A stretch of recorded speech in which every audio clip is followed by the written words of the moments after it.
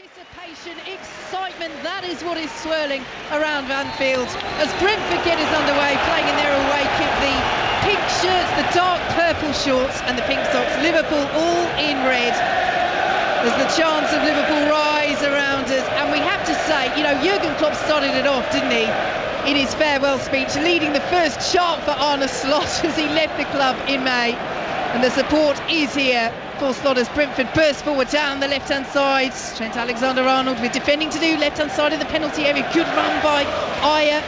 Lays it off to Keane Lewis-Potter. Brentford's one change for this game.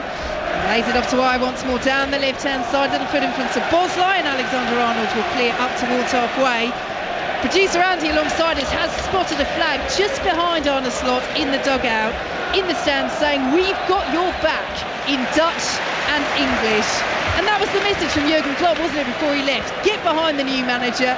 I've had a wonderful story at Liverpool, but Arne Slot is the man writing the next chapter as Liverpool have the ball just inside their own half. And they have quite literally got his back, haven't they? I think that's the 4 seats that are directly behind the Liverpool dugout.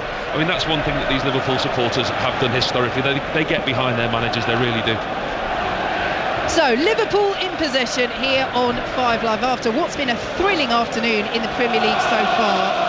Chelsea 6-2 winners at Molineux against Wolves, and a 1-1 draw between Bournemouth and Newcastle. Bournemouth with what they thought was a late winner ruled out very controversially for handball. Highlights of match of the day too at 10:30 tonight. Liverpool still in possession inside their own half, and they go all the way back to Alisson in goal. Their back four of Alexander-Arnold, Konate, Van Dijk and Robertson. Ahead of them Szoboszlai, Gravenberch and McAllister, with Salah, Diaz making his 100th appearance for Liverpool, supporting Jota up front. And here they go over the halfway line. Salah's ball intercepted by the head of Christian Norgard, out to Luis Diaz, Liverpool's Centurion on the left-hand side, and plays it infield to McAllister, who receives it back from Diaz. Well, closed down by Brian Mbeumo and steered all the way back by Pinnock to Flecken, who is in goal for Brentford. The back four of Rorslev, Collins, Pinnock and Ayer.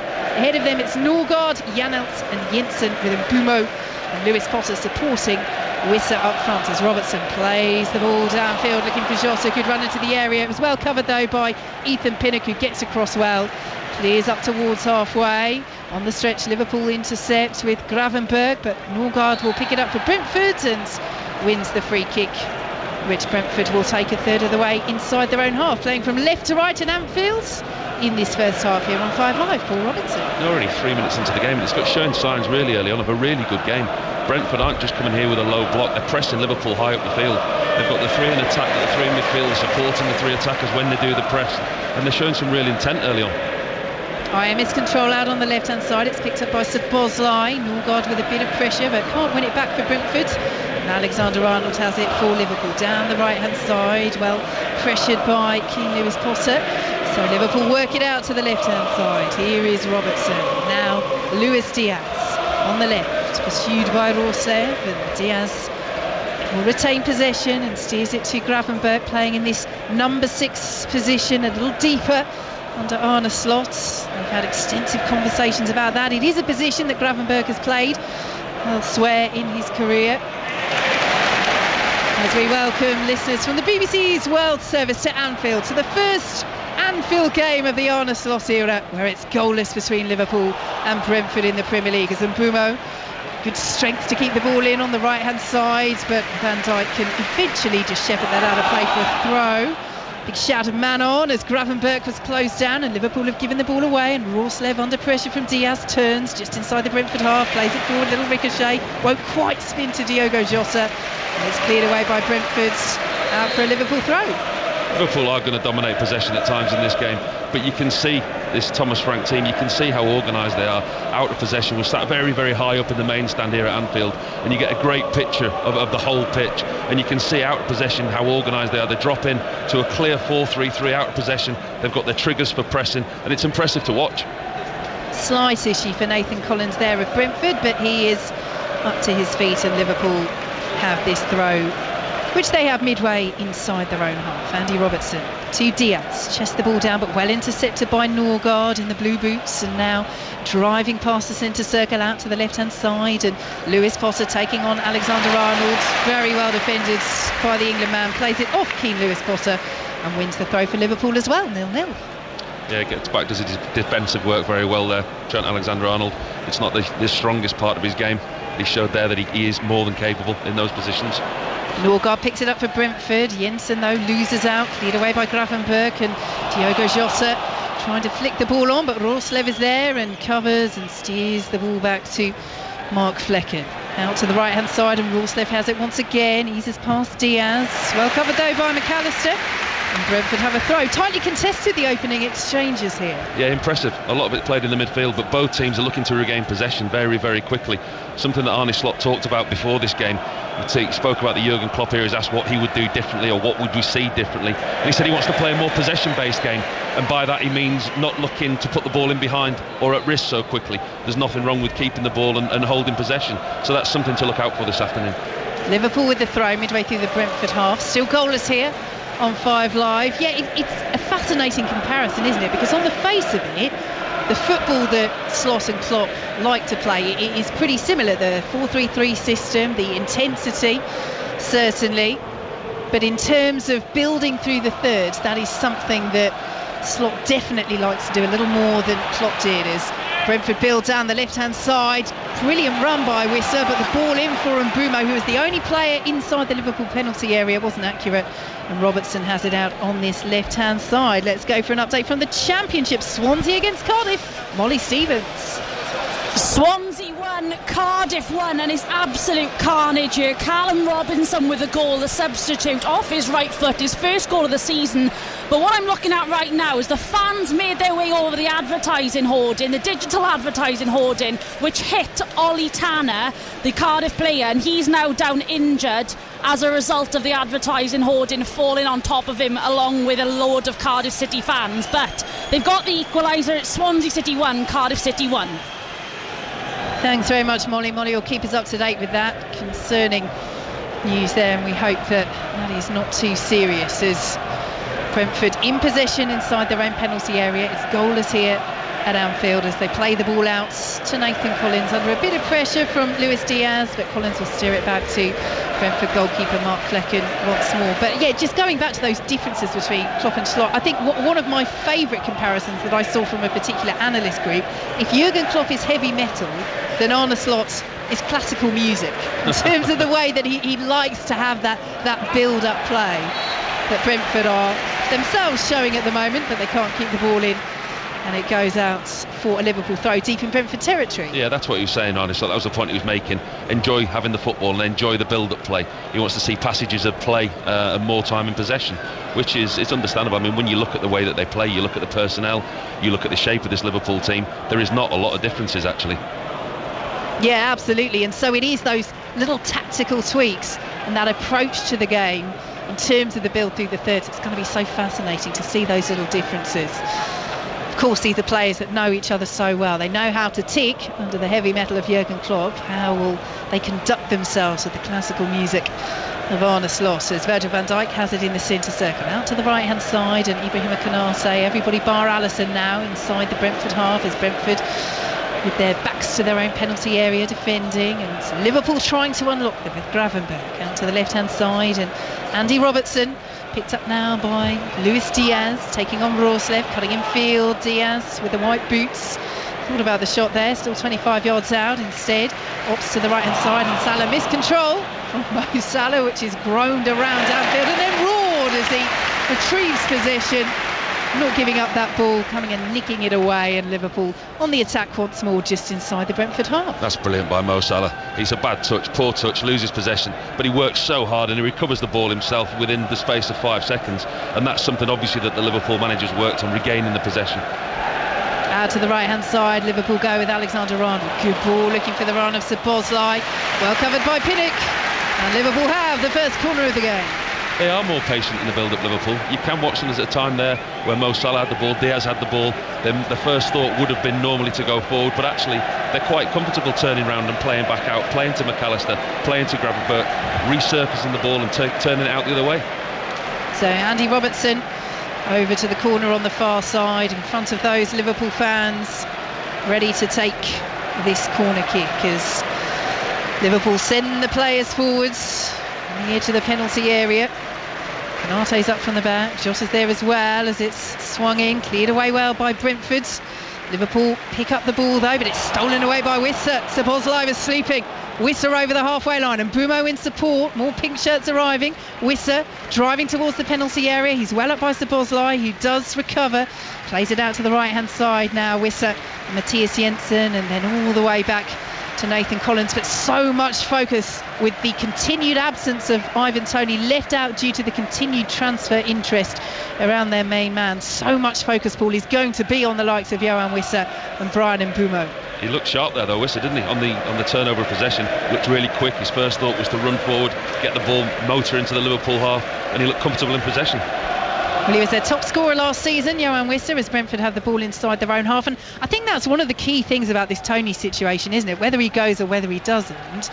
They had to deal with him for so long last season. Only came back at the end of January after that suspension for betting and breaching FA regulations around that. And in his absence, yes, Brentford didn't have the best season, but really their poorest form came in the second half of the season, where he came back, had a great goal scoring start, then didn't score again for 12 games as Liverpool conceded a free kick inside the Brentford half. And actually Yoane Wissa got 12 goals, Brian Mbeumo got 9, and they linked up well, and they need to build on that this season as Brentford build now outside the penalty area. Lewis Potter's delivery is blocked away by Alexander Arnold, picked up by Norgard, out to the left hand side once more, and Ayer plays it forward to Lewis Potter, down to the byline, sliding block from Trent Alexander-Arnold, concedes the Brentford corner, 0-0. Ayer's done well down that left hand side, surging down that left hand side, overlap with Lewis Potter there, just about to get the cross in. Lewis Potter, it's well blocked at the first corner of the game for Brentford.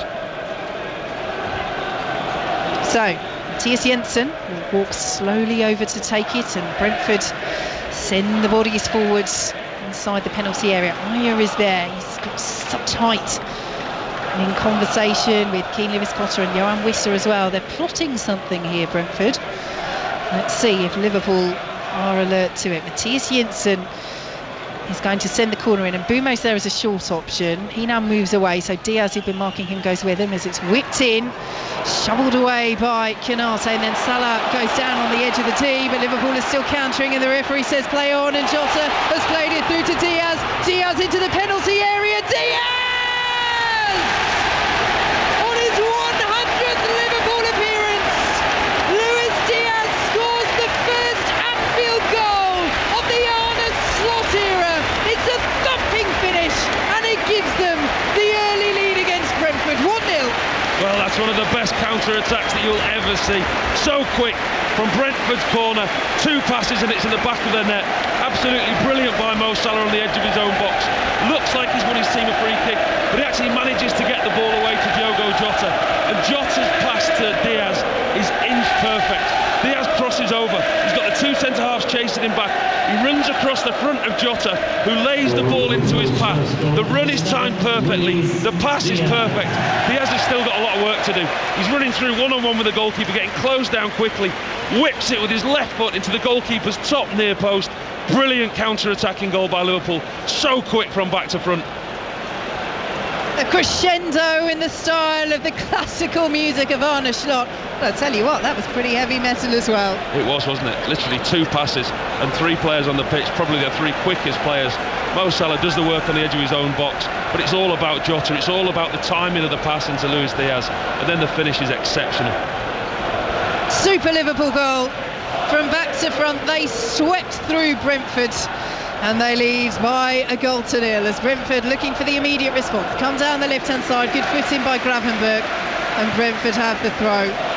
Well, perfect start for Arne Slot. And Brentford had started this game well, as we say. It had been even, it had been toe-to-toe, but in one swift move, Liverpool show their class. He looks sharp as Luis Diaz. I think he'll score goals in this system this year. I think he threatened to last season. I think with the run in the side and with the way he looks sharp like that, I think he'll get goals this season playing in this system. So long throw into the box for Brentford by Matthias Jensen. It's cleared away by Liverpool. And they could be off on the counter again. Salah is chasing. Keane Lewis-Potter's gone with him, but Salah controls well with his head. And Keane Lewis-Potter has just put in an absolutely world-class challenge, dispossessing Mo Salah just as he looked to burst into the penalty area from the right-hand side. And here come Brentford. It's end-to-end at Anfield. It's Liverpool who lead by 1-0 through Luis Diaz as Mbumo picks it up. Arne Slot now out to the edge of his technical area, gesturing towards his players as Collins steers it back to Ethan Pinnock. Paul Robinson. Yeah, it was a nice piece of defending by Lewis Potter there because Mo Salah was away. It was a long clearance by Trent Alexander-Arnold. Mo Salah just gets in behind him, just gets his head on him. But Lewis Potter, he keeps pace with Mo Salah, which was the most impressive thing, and then he times his challenge to perfection. So Brentford's in possession. Brentford, who also started the Premier League season with a victory. 2-1 they won against Crystal Palace last weekend, but their record at Anfield is poor to say the least. This is only their 13th trip here, but they've won on just one of their last 12 visits. You have to go all the way back to November 1937 for Brentford's last victory at Anfield. As we say, yes, they haven't come up against each other all that often, but still, and in fact they've not scored at Anfield since 1974. Liverpool have scored here. The first Anfield goal of the Arne Slot era. It's gone to Luis Diaz on his 100th Liverpool appearance, his first of the season. And as Liverpool have the ball on the halfway line, Trent Alexander-Arnold steers it forward to Diogo Jota, who is playing as the number 9, but at the moment is in central midfield at the moment, dropping back to get involved in play as Liverpool just knock the ball around. And again, it's this enjoyment of possession that you touched on earlier, Paul, that Arne Slot wants his sides to enjoy being with the ball rather than just bursting through the thirds at every opportunity. Let's see what we can do as we build. As Luis Diaz, the goal scorer, picks it up midway through the Liverpool half. Good strength to turn away from Rorslev. Finds Szoboszlai, who lays it off to the right hand side and picked up by Alexander-Arnold. Szoboszlai once more. Salah's on the move down the right hand side. Just had to check his run, but does pick it up inside the penalty area. Cleared away by Christopher Ajer. Salah racing, won't quite keep it in, but it will go out for a Liverpool throw. Poor pass that by Szoboszlai. Liverpool are in a really good position. Mo Salah's in front of him. All he has to do is put the ball in behind the fullback, and he underhits it, so Salah almost has to check his run to pick the pass up. Looks lively though, doesn't he? Mo Salah looks really lively. I think in pre-season he's the best that I've seen him looking in a long time in pre-season. He looks fit, he looks hungry. Somebody at 32 years old to have the energy and enthusiasm, athleticism that he's got. I mean, he's such a huge part of this Liverpool team. You look at his numbers every single year, it's incredible. He's so desperate there to get on the ball as well. Trent Alexander-Arnold, whether he got a shout or not from Salah, or whether Salah was just so focused on the ball, either way, miscommunication. Alexander-Arnold's header flies out of play for a Brentford throw. Liverpool 1, Brentford 0, 17 and a half minutes gone here at Anfield on 5 Live in the World Service. Earlier, a remarkable game at Molineux. Chelsea winning that by 6-2 against Wolves, and 1-1 between Bournemouth and Newcastle. Bournemouth controversially having a late winner ruled out for handball. You can watch those highlights and highlights of this game here at Anfield on Match of the Day 2 tonight with Mark Chapman and the team from 10:30 on BBC One. As Liverpool in possession, out to the left hand side they go. They've been picked up by Jota, who has it taken off his toes by Andy Robertson. And Liverpool is streaming forward once again. Here is Luis Diaz. Robertson, good save Flecken. Goes out for a Liverpool corner. Strong hands at his near post. But again, it's another sumptuous, flowing Liverpool move. They look so quick on the turnover of possession. And that's one thing there. Andy Robertson bombing down this left-hand side. Plays a lovely little 1-2 with Luis Diaz. Plays it back into his path perfectly. Hits the ball into Flecken's near post. Doesn't actually get his hand on it. I think he saves it with his shoulder. He's in a really good position. He just saves it with the top of his shoulder. Yep, covered the post well. But at the moment, since that Liverpool goal for Luis Diaz, it is the home side at the moment as Liverpool prepare to take this corner from the near side. Alexander-Arnold applauded as he comes over. They've got Robertson as a short-ish option. He's on the edge of the penalty area, but unmarked. Mbumo just keeping an eye on him, but it's a packed 6-yard box as Alexander-Arnold stands over this corner for Liverpool. It's swung in, it's headed into the side netting by Ajer. Knew what he was doing there, covering the near post. Another Liverpool corner. Dangerous ball in by Trent Alexander-Arnold. I think there was no communication there. It was Collins who got his head on it at the near post. Heads it into the side netting. He just needs a shout from his goalkeeper to leave it. Yeah, they're under the cosh at the moment, Brentford. Conceded on the opening weekend against Crystal Palace. They've conceded early on here at Anfield as Alexander-Arnold swings this corner in again, and Collins and Flecken both go for it. Flecken got the punch on it, and Bumo will head it on the edge of the penalty area, but Liverpool pick it up once more. Here is Gravenberch out to the right hand side, and Canate plays it now to Andy Robertson. Liverpool leading by a goal to nil, 20 minutes gone here on 5 Live in the World Service, as Robertson has it once more, plays it to Canate. That is Liverpool's one change. Jarell Quansah, who was hauled off unceremoniously at half-time against Ipswich as the casualty. Did pick up a knock in training in the week as well, but fit enough to be on the bench, and you would think that Canate would have started ahead of him anyway, as Salah picks it up on the right-hand side. Early ball in, looking for the run of Szoboszlai, which was a good one. Plays it back, picks up just inside the box, and the little deflection sees it spin away. Mo Salah again looking so dangerous, cutting in from that right-hand side, a wide grin on his face as the ball spins behind. It's deemed to have gone out in the end for a Brentford goal kick, but again, they just can't live with Salah at the moment.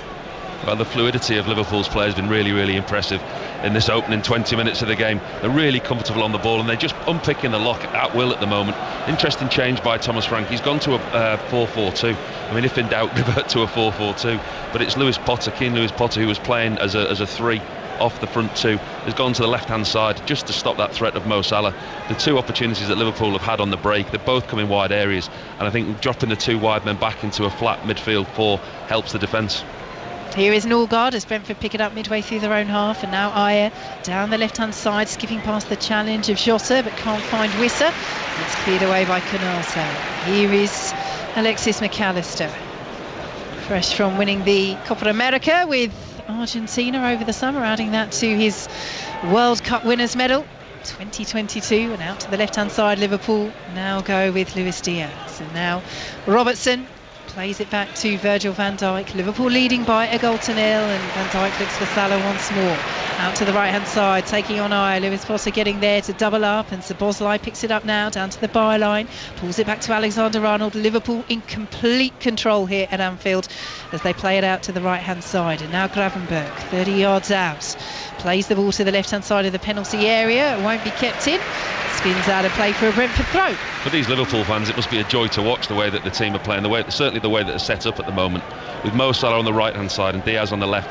One thing I have noticed is that those 2 players, they're staying a lot wider than they may have done last season, which is giving the players in the middle of the pitch a lot more space, and that ball there from Virgil van Dijk out to Mo Salah was outstanding. Oh, it's gorgeous, wasn't it? As Brentford pick up the ball on the right hand side, they're struggling to get out of their own half at the moment, but that's good play by Vitaly Anelt, fouled in the end by Luis Diaz, and it will be a free kick to Brentford midway inside their own half, which Collins will take and steers it back to Mark Flecken. Let's head back to Swansea. Molly Stevens. Yeah, late drama, but not in the way I expected. Swansea 1, Cardiff 1. The Cardiff manager, Errol Bullett, has just been sent off and has been escorted down the tunnel with security. He clashed with Jay Fulton and Kyle Norton, the Swansea players. Pure frustration at this point in the game, but just 2 minutes the added time left to play. Swansea 1, Cardiff 1. Thanks very much, Molly. Here at Anfield, midway through the first half, and Liverpool are leading by a goal to nil, courtesy of Luis Diaz. Thumping finish after a sweeping counter-attack, and they win the ball midway through the Brentford half. Here is Alexander-Arnold as he blocks off on the edge of the area there. No, says referee Stuart Atwell. Cleared away by Flecken. A bit of a risky back pass there. He's done well to scoop the ball out to the left-hand side where Brentford will collect it. Szoboszlai trying to win it back. Good pressure from the Hungarian, but brilliant turn by Keane Lewis Potter. He's under real pressure there, and he wins the throw. Well, he was Brentford's one change, coming in for Kevin Schade, who's on the bench here today at Anfield, and he's had a good start to this game, whether it's defensively or offensively. Yeah, I think defensively, and I think that's one thing that Thomas Frank has done. He's just deployed him slightly deeper to try and quash the threat of Mo Salah, because Mo Salah, he's looked so lively and he's always the out ball for Liverpool, but Lewis Potter's just trying to sit on his toes in front of him to stop the service in. Here come Brentford, still just inside their own half, really struggling to gain Liverpool territory so far in this game. Liverpool leading by a goal to nil as Wissa plays the ball back to Rorslev, and now Collins once again is looking for options, being closed down by Diogo Jota. Out to the right hand side he goes, and Mbumo picks it up and plays it into Liverpool's goal scorer Luis Diaz, who steers it back to Van Dijk. Alisson will close down Robertson. He's tidily enough back to Alisson, who confirmed ahead of this game that he is very happy at Liverpool. Was the subject of interest from the Saudi Pro League, but has decided to stay at Liverpool. Says he's really happy here. His family are. He's got 2 more years on his contract, plus another year's option that the club can take up if they would like to, as the ball goes out of play for a Brentford throw on the halfway line. And one thing I did love in that interview, we know that Liverpool are after Giorgio Mamardashvili, the Georgia number 1. The idea would be that they'd sign him and then send him back on loan to Valencia. That's certainly the understanding. The reason we definitively know that is Alisson basically confirmed it in his interview, because he said, yeah, the club have told me, I think it's a good idea, they've got a plan for the future, I'm not going to be here forever. So, you know, managers can do what they want, they can bat away transfer questions, but occasionally a player will say, oh yeah, no, I know about that, the club have told me. So we'll see. He's a great goalkeeper, Mamardashvili, and if Liverpool can pull that signing off, it'd be a very, very shrewd signing. Big question, where does it leave Kelleher? Where's his future? Sat there very patiently as a number 2, expecting to one day be the predecessor for Alisson. If the Mamardashvili deal is done, that option for him isn't there anymore. And as far as Alisson, listen, for me, he's the best goalkeeper in the world. At 31 years old, the Saudi Pro League, he's maybe not ready for that just yet. That offer's not going away for a goalkeeper of his quality. Here come Liverpool down the right hand side. Canate getting forward. They lead by a 1-0 on 5 Live in the World Service, as Salah plays it back to Alexander-Arnold, and Canate and Gravenberch sort of leave it for each other, but in the end Canate says, all right then, go on, I'll have it, and Robertson will send it back to Canate. In the Scottish Premiership earlier today, Celtic were 3-0 winners at St Mirren. Aberdeen beating Kilmarnock by 2-0, and Motherwell 3-1 victors over Hearts, as Liverpool in possession midway through the Brentford half. Here is Canate, plays it out to the right hand side, and Alexander-Arnold still relatively central, looking for the movement, which now comes from Szoboszlai. Ball into the area, across the box it goes, and finds Luis Diaz, the goal scorer. He's looking to make room for another shot there. Diaz goes down under the challenge of Norgard, and that'll be a free kick, central position, just shy of 25 yards out. Brentford just cannot get out of their own half at the moment. Vicky, everything I said about Brentford earlier on in the game, the way that they were pressing high, they'd set up higher up the field, and they were going to press Liverpool when the back 4 had it of Liverpool. They're dropping deep, they're in a really low block. Since the goal, it's almost like they've been hurt, and they don't want to get hurt anymore. It's almost damage limitations. They've gone to the 4-4-2 formation, and they're seemingly dropping a lot deeper, and Liverpool having such comfortable possession. Former England goalkeeper Paul Robinson with us on 5 Live in the World Service. Well, there's a few Liverpool players here who look like they're eyeing this up. You've got Mo Salah, you've got Trent Alexander-Arnold, and you've got Dominic Szoboszlai. It's about 23 yards out, just slightly to the left of the D. Whoever hits it is going to go for goal, surely, from here. It's a great position for a free kick. It's one of those that's not too close and it's not too far away. Just on the angle, it's perfect for a right footer. So you've got a 2-man Liverpool wall just ahead of a 4-player Brentford wall. You've got 2 Brentford players standing either side of that. It's a few yards into the penalty area. I think Alexander-Arnold looks like he fancies this. I think Mo Salah looks like he fancies it too. Having said that, it'll probably be Szoboszlai. Could be one of the 3. Let's see who it is. Liverpool looking to double their advantage. It is Alexander-Arnold. It was nice. It was just over. It's a Brentford goal kick. Yeah, I think the crowd on that far side thought it was a bit closer than it was. Decent lift from Trent Alexander-Arnold, but he just can't get the dip on it. It's a big Brentford wall, and they all jump. Gets it over the wall, but just can't get the ball to come down. So Brentford's preparing to take this goal kick. Brentford's a goal down, knowing that Liverpool are so strong at Anfield.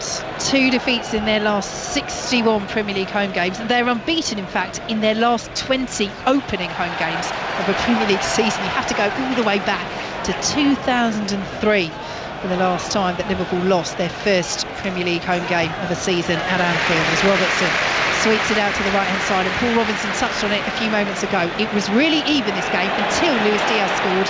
Since then, it's been all Liverpool as Rorslev heads that ball away from just outside the Brentford penalty area. Lovely little backheel by McAllister to pick up possession and find Robertson, but Szoboszlai can't keep hold of it, and here goes Johan Wissa, brought down by Szoboszlai just inside the Liverpool half, and that will be a yellow card for Dominic Szoboszlai. He waves his arm in frustration at Stuart Atwell, but is that the momentum that Wissa had there that's been penalised with the yellow rather than just the free kick? No, he got away from him. Wissa was the wrong side of Szoboszlai. He was running away and he was running into Konate. He was running one-on-one with the Liverpool defence. So it's one of those, what we say, taking one for the team. He knew exactly what he was doing, Szoboszlai. No intention to play the ball whatsoever. Just clips Wissa's heels. It was quite blatant. So free kick to Brentford just inside the Liverpool half. Liverpool leading by a goal to nil. Approaching the half-hour mark as Arne Slot comes out to the edge of his technical area. His first competitive game at Anfield as Liverpool manager. It's Mark Flecken, the Brentford goalkeeper, takes this free kick right to the edge of the area. It's cleared away by the head of Virgil van Dijk. Salah looking to counter, but he's been penalised for a foul on Keane Lewis-Potter. So let's head for full time at Swansea in the Championship against Cardiff. Molly Stevens. It ends on as even in the first South Wales derby of the season. Homegrown talent Liam Cullen opened the scoring with a tap-in on 10 minutes. 3 goals in 3 South Wales derbies for him. Callum Robinson then with Cardiff's equaliser, redemption for him after he was sent off in this fixture last season. That's Cardiff's first goal and first point of the campaign. They remain bottom of the Championship. Swansea, for all their possession and control, they let substitutions in the second half completely spoil their flow. It finishes here, Swansea 1, Cardiff 1. Thank you, Molly. Brentford tried something a little cheeky from that free kick, i.e. taking it quickly, but Stuart Atwell said no, so they've been told to come back. It's midway through the Liverpool half, just about level with the left-hand side of the penalty area, and Bumo, one of those standing over it. Jensen is as well. Jensen now moves away, so it will be Brian and Bumo. Swings it in. Oh, brilliant delivery, and Norgaard's header is wide. Edge of the 6-yard box, pretty much unmarked. What a chance for a Brentford equaliser, and their captain can't take it. He's got to score. Got to score. It's a great delivery. Liverpool marking zonally. He gets free right at the near post, Norgaard. Completely free header, 6 yards out. Unless they score, they will not get a better chance all afternoon. A free header from 6 yards. He has to score. And for all Liverpool's dominance since Luis Diaz put them ahead, what a warning. Shows the importance of set plays. Brentford have clearly worked on them, because the free kick before that, they loaded the box, and Flecken, the goalkeeper, actually took the free kick from 10 yards inside the Liverpool half. They get another free kick, and Buemo there's a fantastic delivery. Norgaard, acres of space at the front near post. All he has to do is put a decent head on it. He completely misses it. He skims his head and goes wide of the far post. What a chance. Huge let off for Liverpool. They still lead by a goal to nil on 5 Live in the World Service as Norgaard was caught there. Brentford still had possession, but they lose it, and so that's good refereeing by Stuart Atwell, despite the groans around Anfield and the gesture of frustration from Arne Slot, who was right in front of it. He saw the initial touch on Norgaard, knew that Janelt couldn't keep possession, so free kick to Brentford, and Flecken's coming forward again to take this free kick. Interesting strategy this from Brentford, isn't it? Because he's got a whole half to run. If for some reason he gets it wrong and Liverpool intercept. Well, quite often you see Brentford do this. They load the box with the 2 centre-halves. Pinnock and Collins will go the height of a year on the left-hand side, and they just lift it into the middle and hopefully try and pick up the seconds. So Flecken raises his left arm in the air and swings the ball to the edge of the penalty area. It's flicked on by Liverpool, and then Matthias Jensen with a big up and under over the angle of post and bar, and it is still Liverpool 1, Brentford 0. Well, that's exactly what they want to do. The goalkeeper puts the ball into the box where it's very, very difficult to get any purchase on a header. What he does is he lifts it high so it drops like a stone. So any kind of header normally goes up in the air or don't get a lot of distance, and Brentford will fight and get the second balls. They'll ring the box, they'll go put the first ball into the box, and then they'll ring the box trying to pick off the seconds, and that's exactly how it works, but they just didn't have the execution with the follow-up. Liverpool play out from the back, but McAllister's ball to Salah won't reach him. And Brentford have the ball on the left-hand side. They're just enjoying a little bit more of the play and the possession at the moment, aren't they, Brentford? Yeah, they haven't been since the goal. As you say, Liverpool have dominated possession. It's been very comfortable. It's strangely quiet inside Anfield as well, Vicky, isn't it? I mean, Liverpool dominating the game 1-up. I think everybody's just enjoyed watching them, to be honest.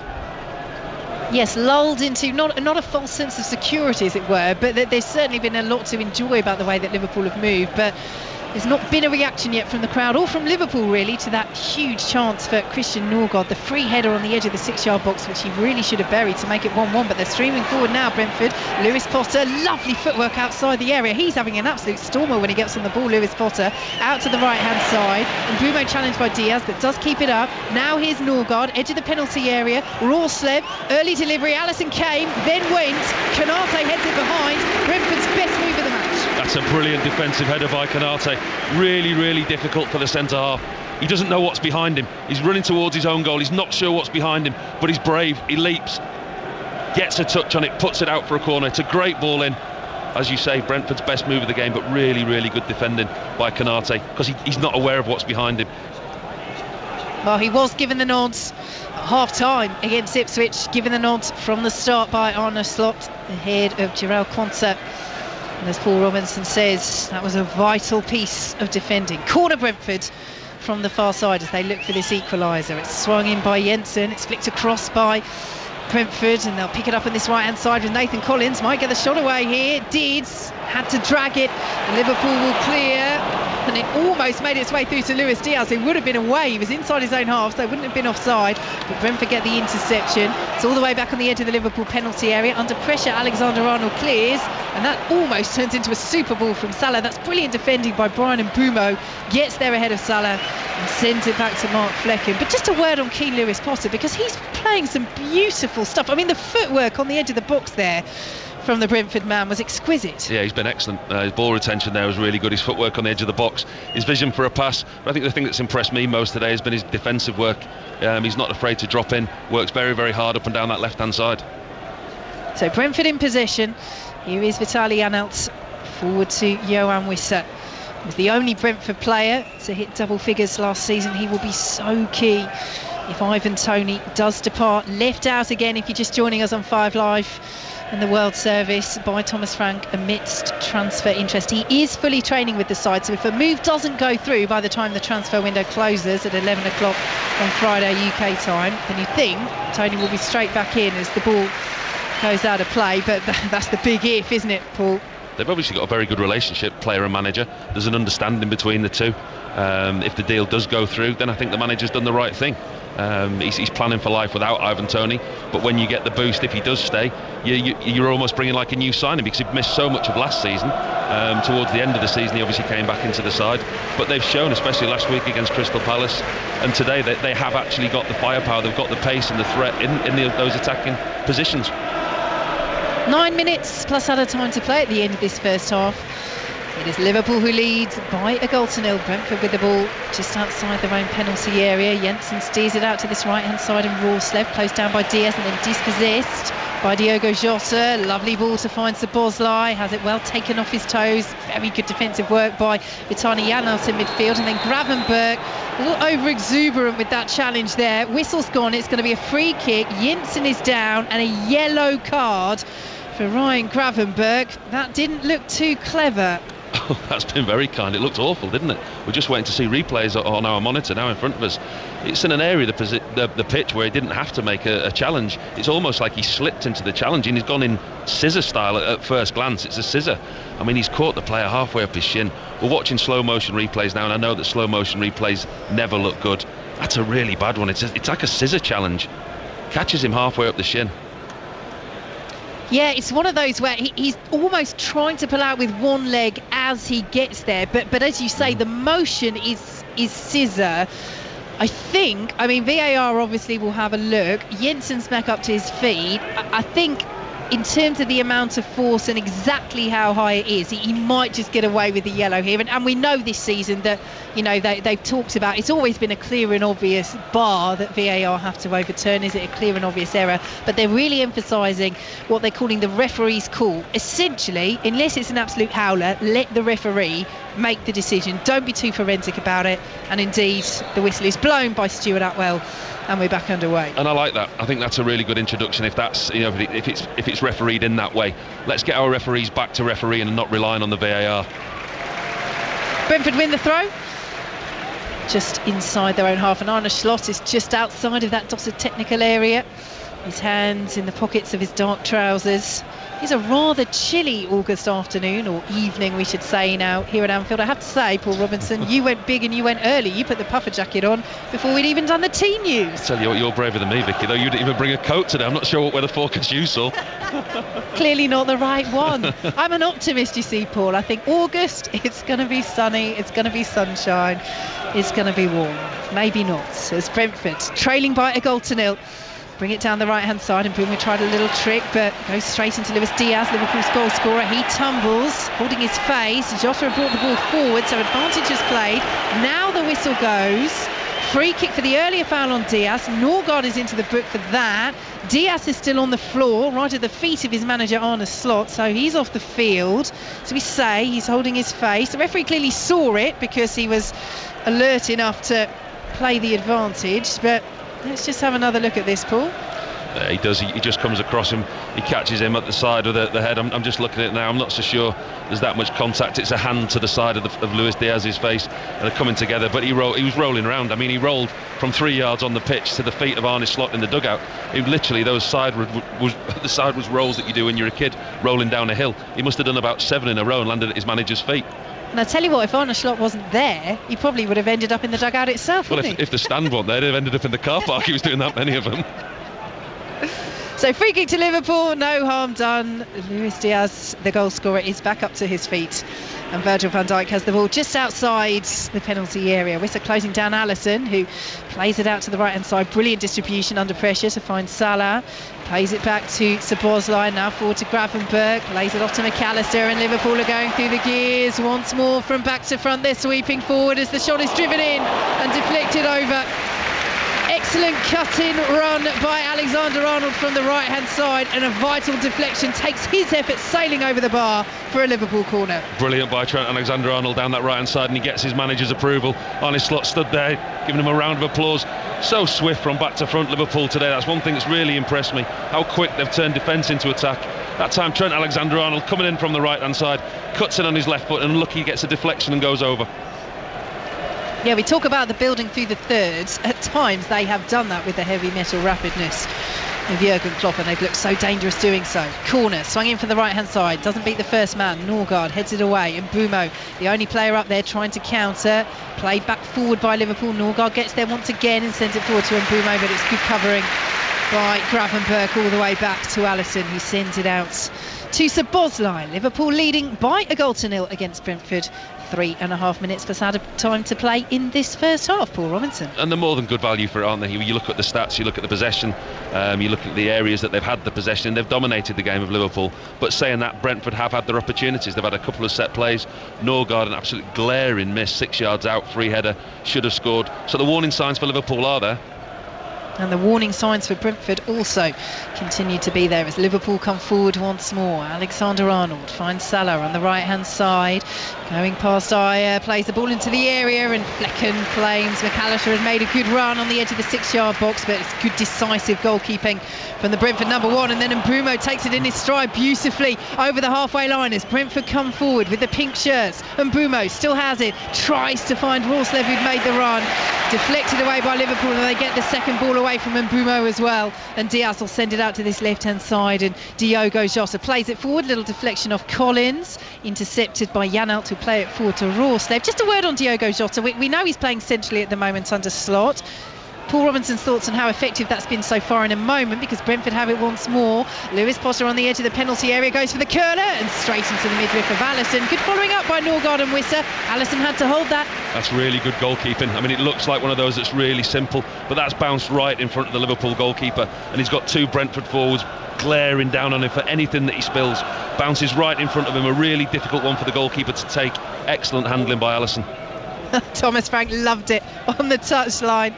Both arms out like a windmill, he waved them in agony as Alisson took that, and then applauded the effort from Keane Lewis Potter, who's been a bright spark for Brentford so far. But just going back to Jota and his effectiveness through the middle. He's another one that looks sharp this season, doesn't he? He started this game obviously down the middle and he started playing really high, but now Liverpool have enjoyed so much possession, he's dropping a lot deeper. We see him now, he's almost dropping into the midfield.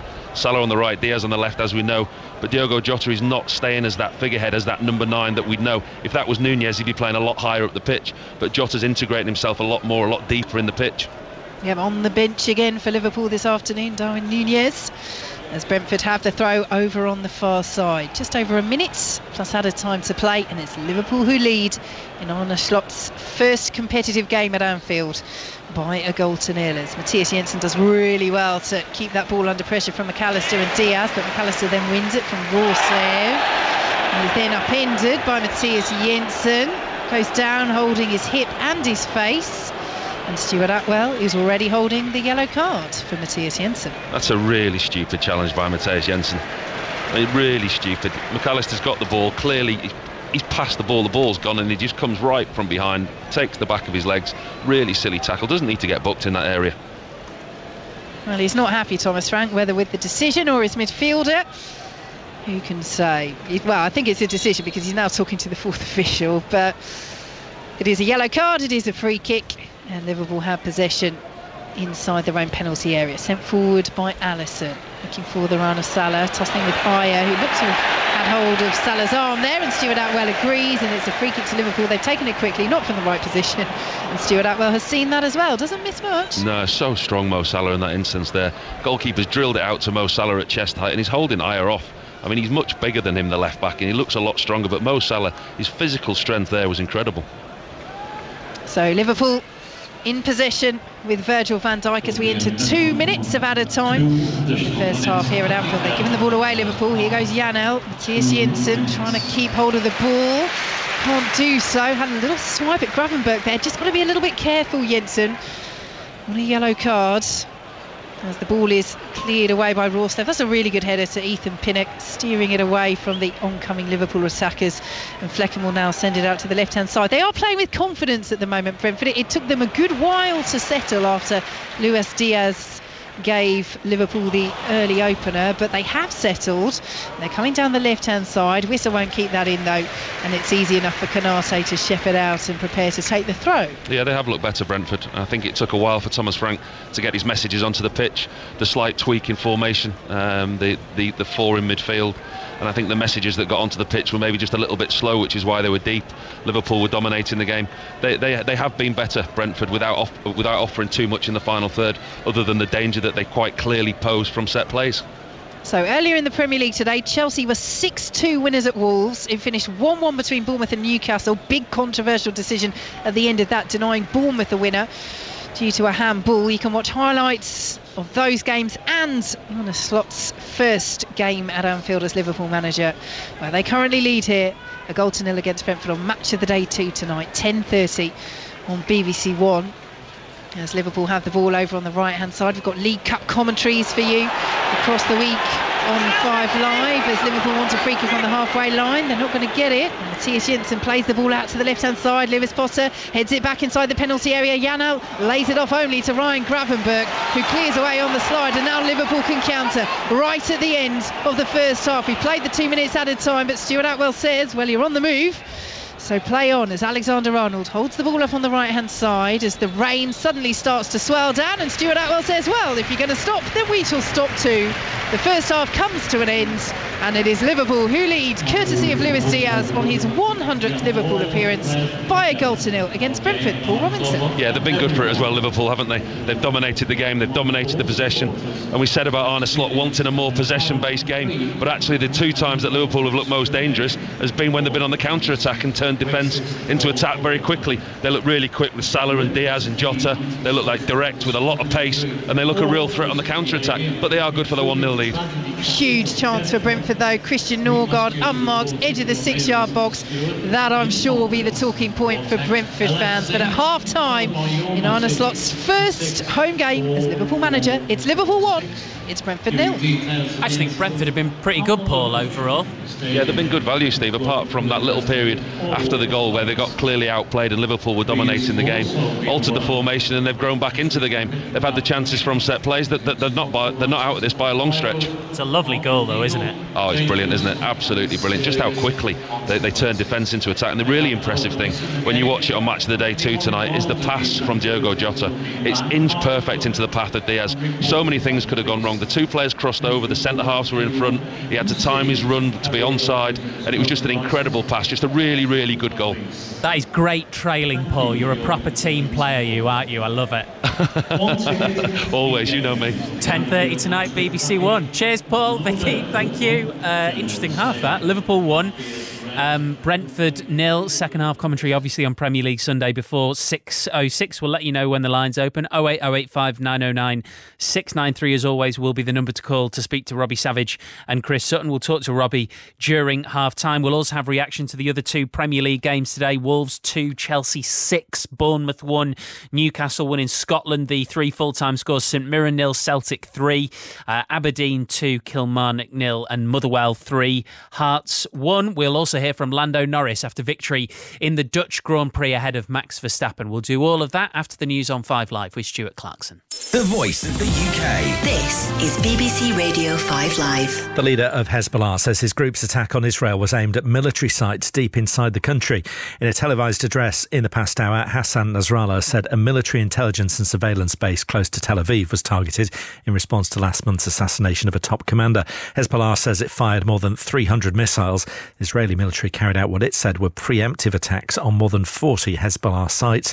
Here's the UK Cabinet Minister Pat McFadden.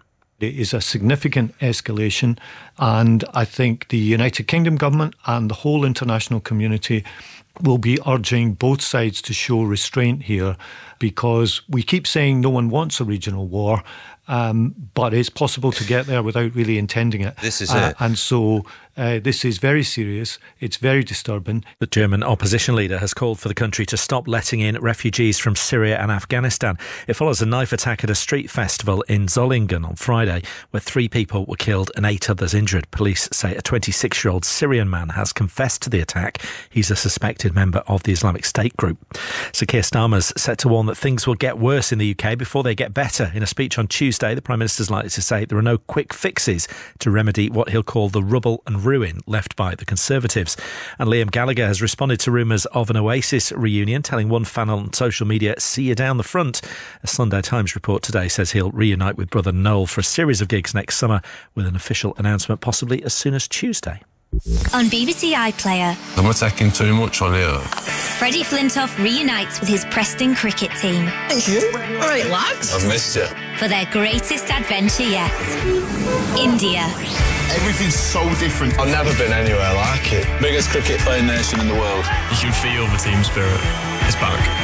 Freddie Flintoff's Field of Dreams on tour. We're representing England, but we're representing something far bigger than that. We're representing Preston. Watch on BBC iPlayer. BBC Radio 5 Live. 5 Live Sports with Steve Crossman. Listen on BBC Sounds. And it's Liverpool 1, Brentford 0 at half-time at Anfield. Back for second half commentary shortly. In the earlier kick-off, the first one, 3 Cole Palmer assists led to 3 goals for Noni Madueke. Hat-trick for him as Chelsea won 6-2 at Wolves. Let's hear from Madueke's manager, Enzo Maresca. I said already many times, he's the right kind of winger that I really like, but he has to work hard. Every day in training session, the way, for me, it's important that he scored a hat-trick, but the most important thing from today was the way he defend, help his teammates. It's just on him. And in terms of, from your perspective, I mean, clearly it's a really good performance today, really good result, but do you want to have it in your players' minds that you are challenging for the league this season, you are challenging for silverware? No. I said many times, no one from the club asked me to compete for the Premier League or to compete for Champions League spot. They just ask me to work every day to improve players, and also I think we are trying to solve some economic problem in terms of we need to do some negotiation or sell players because of the rules.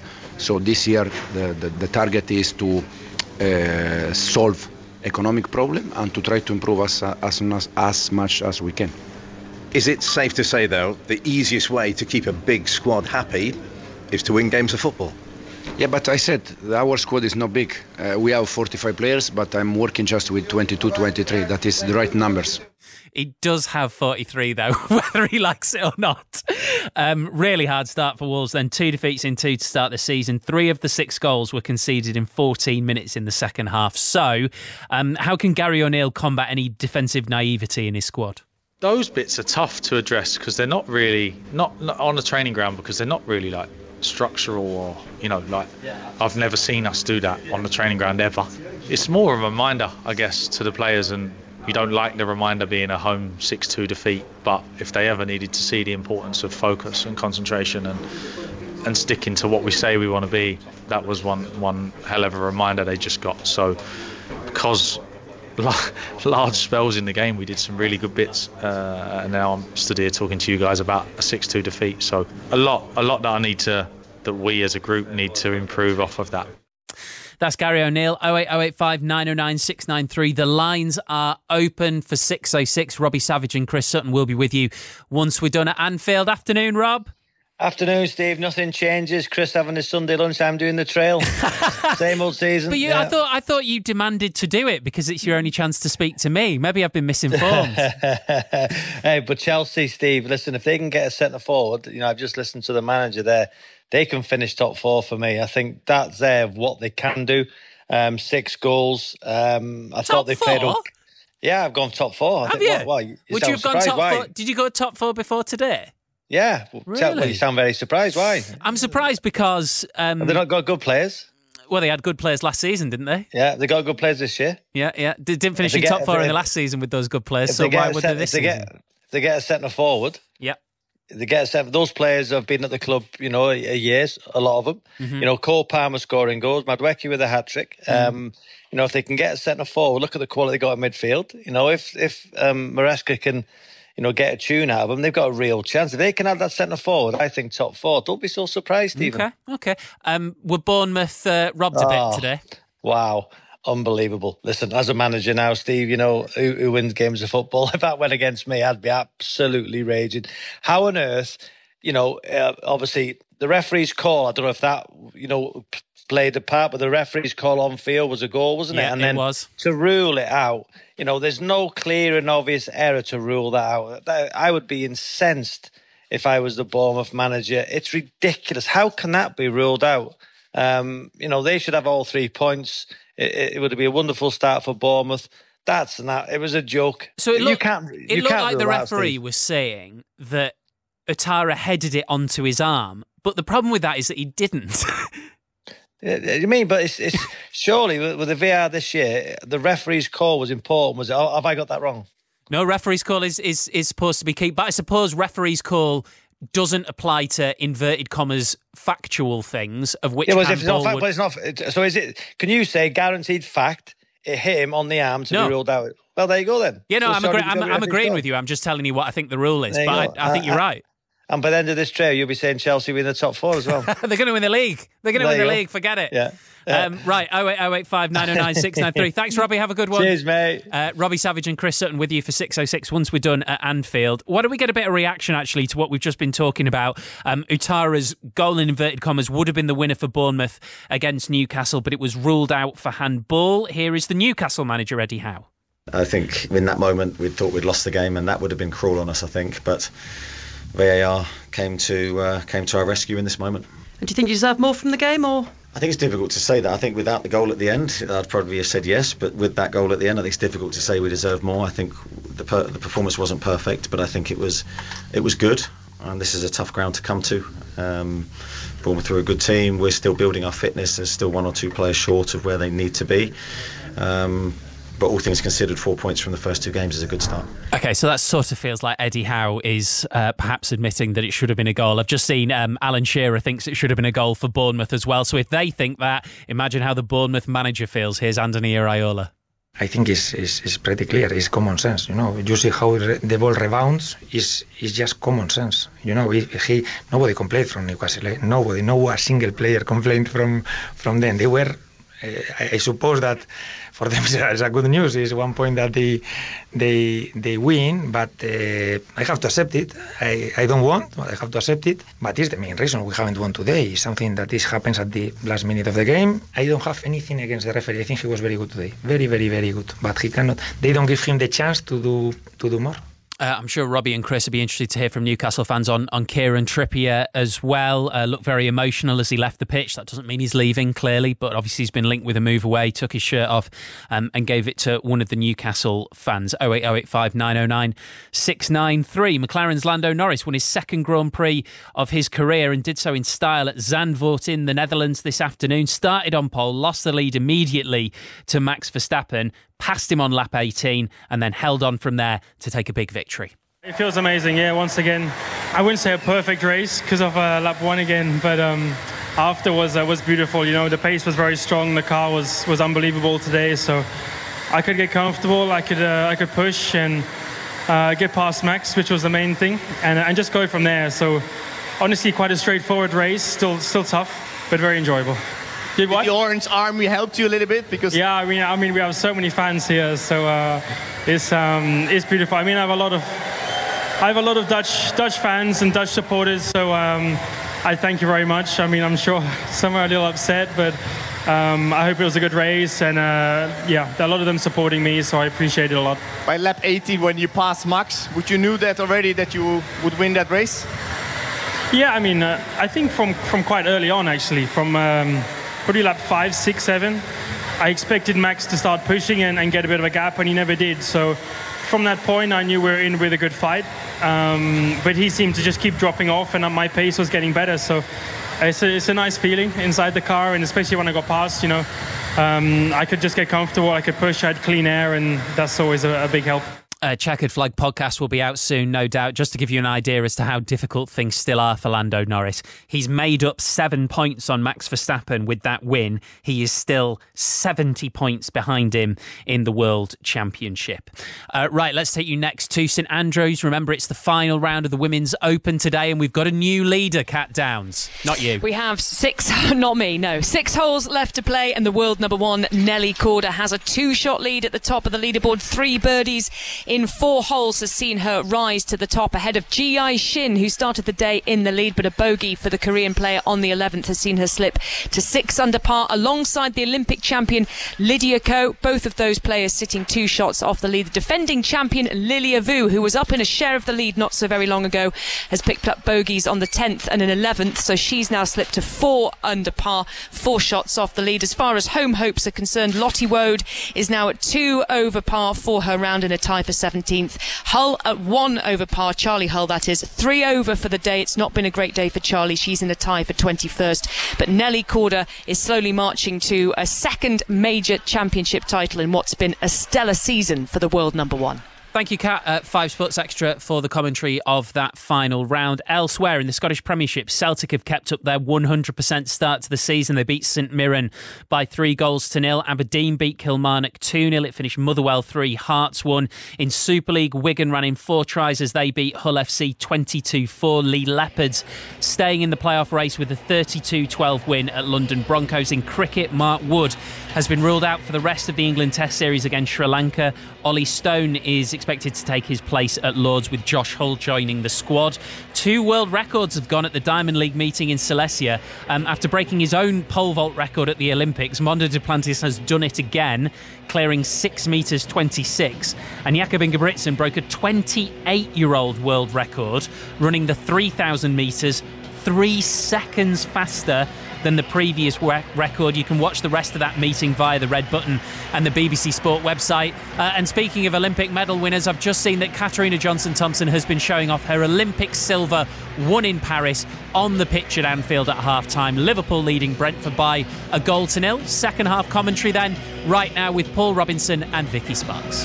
Thanks, Steve. Yes, you got a great reception here, KJT, presented with the Liverpool shirt as well. And there was quite a funny moment where they were trying to get a picture of her with the shirt, but so the silver medal wasn't obscuring her name. But because it's such a long name, Johnson-Thompson, they didn't quite manage it. But she was all smiles, the crowd all smiles, and I'm sure Arne Slot all smiles as well.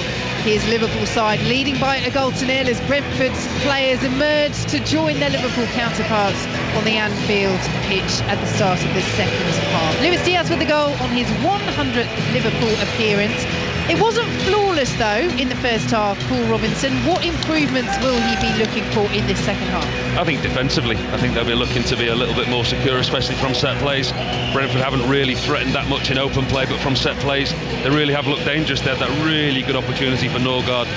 Free header 6 yards out, should really score, and that was a warning sign for Liverpool. But I think they've been really good in possession of Liverpool, and it sounds silly, but the next goal in this game really is key, because if Liverpool want to get this game done and finished, the second goal is vital for them. But Brentford, I think it's about staying in this game as long as they can, not conceding the next goal. Well, it will be Liverpool and Dominic Szoboszlai to get us underway. No changes at half-time, so we'll run you through the sides in a moment as Liverpool begin this second half playing from left to right in the all reds. Brentford in their away kit of the pink shirts, the dark purple shorts and the pink socks, as Jota has conceded a foul. Nathan Collins has gone down, slamming the ground. Whistle's gone. Free kick to Brentford just outside the penalty area. Now, what's gone on here with Jota? Collins is holding his face. Stuart Atwell's come over. Jota is looking over his shoulder. He's got a wry smile on his face as we see a replay. He's gone to head the ball and he's nosed the ball. Diogo Jota's not at fault. He's not caught him with anything. He's just got in his way, and I think he's, instead of heading the ball, I think he might have nosed the ball, in all honesty. I don't think Jota's caught him. Yeah, that is a strange one. I mean, Collins is getting up to his feet. Jota's using his elbow for leverage, but as we say from the replays we've seen, it doesn't look like there's contact. Possibly there's an angle we haven't seen, and there might have been a slight bump, but he's all right, Nathan Collins. He's back up to his feet, and Brentford do get a free kick for the incident just outside their own penalty area. So Flecken all in bright yellow with the blue gloves and the blue boots, nicely coordinated today. The goalkeeper sends it long. Szoboszlai intercepts, and Canate will send it all the way back to Allison. He's closed down by Wissa, plays it out to McAllister, and now Canate. Liverpool playing out from the back once again, and they've done so well. Nicely kept in by Szoboszlai. Has Salah in front of him, and out to the left is Robertson, who sends it out to Luis Diaz, the goal scorer. Liverpool sweeping forward, and it comes to Joshua. He goes for the overhead, and the header is brilliantly saved by Flecken. Robertson coming in at the far post. Flecken anticipated it, made himself absolutely ginormous, and blocks the ball behind for a Liverpool corner. But again, sumptuous Liverpool movement and brave goalkeeping. That's brilliant by Mark Flecken in the Brentford goal. Absolutely brilliant. Real bravery as well. It's not a save, it's what I like to call a block. The ball goes up in the air in the middle of the box, and Jota, he kind of helps it goalwards with an athletic scissor kick, overhead kick. Goes to the far post. The goalkeeper puts himself in a brilliant position. Andy Robertson's got a free header at the back post. He thinks he's tapping it into an empty net. The goalkeeper flies across, as you said, makes himself huge, spreads his arms, spreads his wings, takes one full in the face. Really, really good goalkeeping by Mark Flecken. Brave. Well, he's just being helped to his feet by two members of Brentford's medical staff, and now he's going to have to help his side defend this corner. Liverpool leading by a goal to nil. Early stages of this second half here on 5 Live and the World Service, as Flecken organises his defence. McAllister standing right in front of him. Diaz is pretty much on the goal line as Jota makes the run, pursued by Jensen. Now the corner comes in. Wissa just gets a flick of his head on it and sends the ball out of the penalty area, and Szoboszlai will steer it back to Ryan Gravenberch on the halfway line, who squares it to Alexander-Arnold. Back to Gravenberch and out to the right hand side, and Szoboszlai all the way back to Allison, who is in goal for Liverpool. The back four of Alexander-Arnold, Canate, Van Dijk and Robertson. Ahead of them Szoboszlai, Gravenberch and McAllister, with Salah, Jota and the goal scorer Diaz on his 100th Liverpool appearance up front. And it's Diaz on the ball now, plays it out to the right hand side, and Szoboszlai, beautiful control midway through the Brentford half. And now Salah cutting in from the right hand side, feeding Szoboszlai, early ball across, and Diaz looking to sweep it in. It's blocked by Pinnock just inside the 6-yard box and cleared away by Brentford, who are now away on the counter on Wissa, finding Brian and Mbeumo.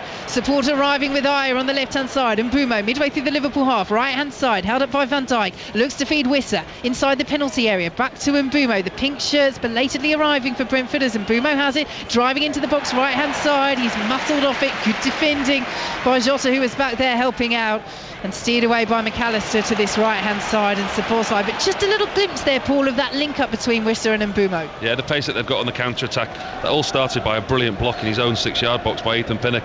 He wasn't really sure where he was, but he put his body on the line. He got a great blocking. At the other end, Salah almost in behind. Very good anticipation by Flecken, who comes tearing out of his penalty area and clears the ball away. Miscontrolled by Szoboszlai, and Brentford will have a throw. Snatched up the ball off that orange cone by Keane Lewis-Potter. Now waits for the reinforcements as Brentford, playing from right to left, are in possession. Out to the left-hand side they go with Lewis-Potter, and now Norgard. Jan Elst. This is nicely worked by Brentford until, as it commentators cursed that moment, a little bit too much on it from Jan Elst for the run from Matthias Jensen, but they've given the ball away again, Liverpool. Ayer almost runs into traffic, but the ball does squirm its way out to Norgard, and Thomas Frank is appealing and applauding down on the edge of his technical area as they work it out to the right hand side. Here is Nathan Collins, who plays it all the way back to Mark Flecken, who's in goal for Brentford. The back four of Rorslev, Collins, Pinnock and Ayer. At the moment they look to have stuck with this two up front, Brentford, so they've got Lewis-Potter on this left hand side. They've got Jan Elst, Norgard, Jensen making up that midfield as Lewis-Potter cuts in, and Mbeumo and Wissa up front, and it's Mbeumo with the ball, and the little deflection took it just past Alisson's post. It's a Brentford corner, but they're looking lively early stages in this second half, Brentford. Again, it's Mbeumo showing real intent, this time on the right hand side, cuts in on his left foot, gets a strike at Alisson's goal, and the goalkeeper's completely wrong footed. The strike's going to the far post, as is the Liverpool goalkeeper. Hits Konate, I think it is, and goes out for a corner. Really good work from Brian Mbeumo. No Ivan Toney, remember, in the squad, again left out because of transfer interest. And Mbeumo and Wissa are going to be two huge players for Brentford if he does leave. So Mbeumo standing over this corner kick from the far side. Brentford looking to get back on level terms here at Anfield early in the second half. It's played to Jensen. Brentford with a 2-on-1 now as Jensen swings it in, headed away by the tall figure of Virgil van Dijk. Rorslev on the up and under. And the cheers around Anfield will tell you that ball sailed over the bar, and Liverpool have a goal kick. Not sure what he's doing there, Rorslev. That's one of the worst volleying techniques that I've seen. He was leaning back, he was straight onto it, and he just leans back and lifts it high and very unhandsomely over Alisson's goal. Like one of your clearances, Paul. It was, wasn't it? Just a pound of lean back and just kick it as far as you can. It was one of the worst attempts on goal. Salah in possession for Liverpool on the halfway line. Little miscontrol. Norgard got there, but only as far as Szoboszlai and Alexander-Arnold as Liverpool sweep forward once again. Beautiful ball to Jota, just outside the area. Might have a go. Fires it straight into Nathan Collins, and the ball swings out of play for a Liverpool throw. Great ball by Trent Alexander-Arnold, and again, Liverpool they look at their best on the counter-attack. They're enjoying so much possession, but when they do move forward, and they move forward quickly and crisply in one or two passes, they look so sharp. Here is Konate. Plays it out to the right hand side. Alexander-Arnold back to Konate. Plays it forward into the penalty area. Salah, little touch. Then did he foul Norgard? Stuart Atwell says no, but Brentford still win possession, and Keane Lewis-Potter now has the duty of clearing the ball. He's 2v1 and he can't do much more than play the ball out for a throw to Liverpool, which Alexander-Arnold takes quickly. An intensity about Liverpool now, leading by a goal to nil, looking for the second as Salah is dispossessed. Szoboszlai's there though, nice interchange of passes with Alexander-Arnold, and then neat footwork from Szoboszlai. Alexander-Arnold's delivery is poor and straight into the arms of Flecken. Yeah, he's looked well down this right hand side, Trent Alexander-Arnold. We know his quality, the ability that he's got to assist, but his delivery into the box has been good again today. So Flecken with the ball for Brentford, who trail by a goal to nil. 8 minutes gone in this second half. But as you say, Paul, Liverpool playing on the counter, particularly those balls in behind. And I think it's worth saying, you know, we talk about how Arne Slot's preferred method is to build through the thirds and enjoy the possession. He's talked about trying to find the balance between trying to create chaos at certain moments and trying to keep possession of the ball a bit longer at other moments. But as the ball is all the way back with Flecken in the Brentford penalty area, he's also talked about, you know, look, short passes to create spaces, as Alisson says, is what Slot likes. But Slot said, look, we have to recognise how the opposition are defending. And he used the example of Ipswich on the opening day. Because of the way they were defending 1v1, we have to go direct, we have to go with passes in behind. They then changed the way they were defending, so we had more time for our build-up. So he is adaptable, as Alexander-Arnold's ball into the area again is poor, straight into the arms of Flecken. And it's noticeable today that Liverpool are enjoying possession for longer in games. They're quite comfortable now. Mo Salah and Diaz turning inside, recycling the ball through the midfield, going back to Konate, going back to Van Dijk, keeping the ball and starting the build-up. But as we've said there, that they're frighteningly quick on the counter-attack and the change of possession. Huge roar for Konate there as he flew out of defence and managed to get to that ball just before Johan Wissa. And Wissa will leave it for initially Ayer and then Matthias Jensen, who has one of those superb Rory Delap-esque long throws. As the ball is passed to him now, and he uses it quickly, looking for Mbeumo, and that's well anticipated by Gravenberch. He just saw everybody else has switched off there in a red shirt, and Mbeumo was unmarked just down by the byline. Gravenberch switched back on, got there, intercepted, Brentford corner. Yeah, you call that right, Vicky. Everyone had switched off in a red shirt. They were all expecting this long throw-in. The defenders had all turned away waiting for the long throw-in, and they nearly got caught out. Yeah, good bit of play from Brentford, well read by Gravenberch at the expense of the corner as Brentford look for this equaliser.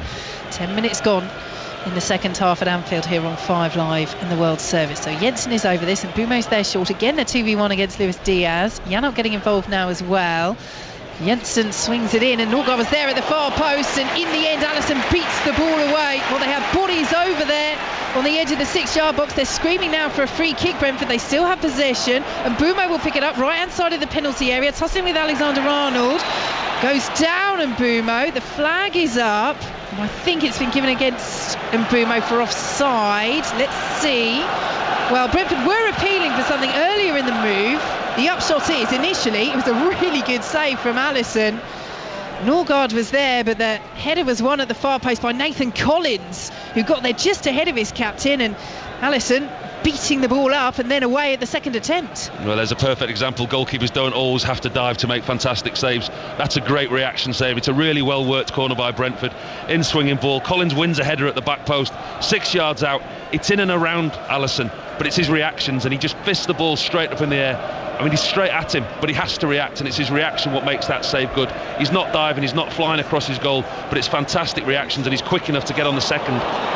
Here goes Salah, just controlled it, but couldn't take it in his stride, and Ayer is there to clear the ball away. Here is Jensen, plays it back to Rorslev. He will steer it in turn all the way back to Flecken, who clears long out to the right hand side, and Mbeumo up against Virgil van Dijk, and Van Dijk wins that particular battle. McAllister will send it forward, clever ball, and now Robertson driving forwards, left by Jota, cleared away by Lewis Potter. That almost fell for a Liverpool boot, and they have it once more. Robertson, and now Gravenberch. Plenty of red shirts camped around the Brentford's penalty area, but none at the moment inside. Here is Salah, out to the right hand side, played forward nicely to Alexander-Arnold, pulls the ball across, excellent interception by Pinnock, falls to Salah, blocked away by Collins, and then Mbeumo will pick it up, and there was a handball in there, so referee Stuart Atwell has blown the whistle. But again, good last ditch blocking defending, first from Pinnock and then from Collins. Yeah, really good defending, but Mo Salah and Trent Alexander-Arnold, the interchange, the quality that they've got, the way that they know where the other one's going to be, ball bobbling about in the box. Mo Salah does get the shot away. There was a hand in there, a free kick to Brentford. Just gives them a little bit of time now just to enjoy a little bit of possession. They're still moving the ball succinctly, Liverpool. They're still looking ever so dangerous in the way they carve through Brentford, but they are not having it all their own way. And Brentford tested Alisson at the other end through that header from Nathan Collins. Remember that first half header that Christian Norgard, completely unmarked on the edge of the 6-yard box, really should have scored as well, as Brentford see that ball bounce all the way through to Alisson. Brentford, who have not scored at Anfield since 1974. They did the same here last year, though. I remember watching the game. They created so many chances. They were well into double figures of shots on Liverpool's goal last season, and they've had 2 or 3 really, really good opportunities. Yes, they've been outplayed. They haven't had the possession, but they've had chances where they could still do well in this game. Brilliant hold-up play by Salah on the halfway line. Feeds to Szoboszlai. Those two have linked up really well during this game. Salah, McAllister, and now Robertson. Liverpool going through the gears. Here's their goal scorer, Luis Diaz. Lays it off to Salah, edge of the area. Almost got the ball caught under his feet, but feeds McAllister 25 yards out. Whips the ball in. Alexander-Arnold. Oh, it would have been gorgeous. It would have been beautiful. Jota inside the 6-yard box. Can't make a clean connection. And the deflection will take it behind for a corner, but what a gorgeous Liverpool move. They were purring. We thought he scored, Diogo Jota. He really did it. McAllister out on this right-hand side, lifts it over to the on-rushing Trent Alexander-Arnold. First time volley across the 6-yard box into the path of Jota, and it's Nathan Collins sliding across the back of Jota. Gets the deflection. For all the world, Jota thinks he scored. That is outstanding from Collins. The ball from Alexander-Arnold was as well, as the corner is swung in and Van Dijk gets there, and Mark Flecken under real shepherding presence from Nathan Collins, who just about managed not to get in the way of his goalkeeper, claims that ball and bowls it out to Johan Wissa as Brentford come forward with purpose once more. Liverpool 1, Brentford 0 on 5 Live in the World Service, as Wissa won't reach that return ball, and Gravenberch gets there and clears away. Rawslev tussling with Luis Diaz. Good tussle. Diaz just about wins it and then evades Jensen as well, and just about evades Norgard, who gets the foot in. McAllister comes to help out, but Anfield appreciated that from their goal scorer Luis Diaz. That's the other side of Luis Diaz's game that we don't see all the time. Working hard defensively, won a really strong tackle and then retained possession for his team, but he had to work hard to get back into position and win that back. Former England goalkeeper Paul Robinson with us here on 5 Live in the World Service. Earlier today, Chelsea 6-2 winners at Wolves. 1-1 between Bournemouth and Newcastle. Very controversial decision at the end of that game, denying Bournemouth a winner. As Liverpool come forwards, picked up by Salah. This is beautiful again. McAllister, Salah, and again Brentford just do enough. It's Vitani Janelt this time, getting the foot in. Little low five with Nathan Collins. Well, they're living on the edge at the moment, Brentford, because Liverpool are playing some beautiful stuff, but the defending from Brentford has been excellent. It's another Liverpool corner. That's just beautiful play by Liverpool on the edge of the box. One touch passing, 4 or 5 players involved. 1-2s, balls cut through the back of this Brentford defence. That is brilliant football for Liverpool. All that was missing was the goal at the end. And there's a real grin on the face of Mo Salah. It is so good. It's so good from Liverpool, and I think we're seeing as well, of course, Arne Slot trying to bring his influence on Liverpool, but these are players that know each other so well. They clicked under Klopp and they're clicking now as the corner is swung, and oh, it hits the woodwork. What an inventive attempt from Trent Alexander-Arnold. Liverpool still come again. Ball into the area. Van Dijk's in there. Canate on the header. And that is a straightforward enough save from Flecken, but he was almost caught out direct from the corner. It's Trent Alexander-Arnold's delivery from that left-hand side, in-swinging right-footed. He whips it into the near post with so much pace and power. McAllister jumps in front of the goalkeeper, so the goalkeeper's not getting there. McAllister misses it, and it hits, thankfully for Flecken, hits the near post. But the whip, the pace and the bend that had from the corner from Trent Alexander-Arnold, he clearly meant that. He knew exactly what he was doing. Yeah, and he just saw that little yard, didn't he? Because it's such a crowded 6-yard box. You've got the likes of Van Dijk that you've got to try and deal with. So many threats to watch as a goalkeeper. Alexander-Arnold thought, why not? Liverpool give the ball away. Vitali Janelt has it on the halfway line. And then, well, everybody's looking in disgust at each other as that ball went out to the right-hand side. And Brumo, Wissa and Janelt all looking round and going, you were not where I thought you were. Yeah, unlike Brentford there, they looked a bit ragged. We talk about Thomas Frank's teams, how well drilled they are, how well organised they are, and the shape that they're in. They just looked a bit ragged and all over the place there. So ball forward by Alexander-Arnold, and he's driving forward now, having just hit the woodwork from that corner. Out to the left-hand side he goes, and Jota will send the ball in. Pinnock just does enough and gets a glancing header on it, sends it out of the penalty area and out to this right-hand side where Gravenberch will collect. 62 minutes played at Anfield, and Liverpool still lead by a 0-0. Luis Diaz scoring after 13 minutes as Szoboszlai has it.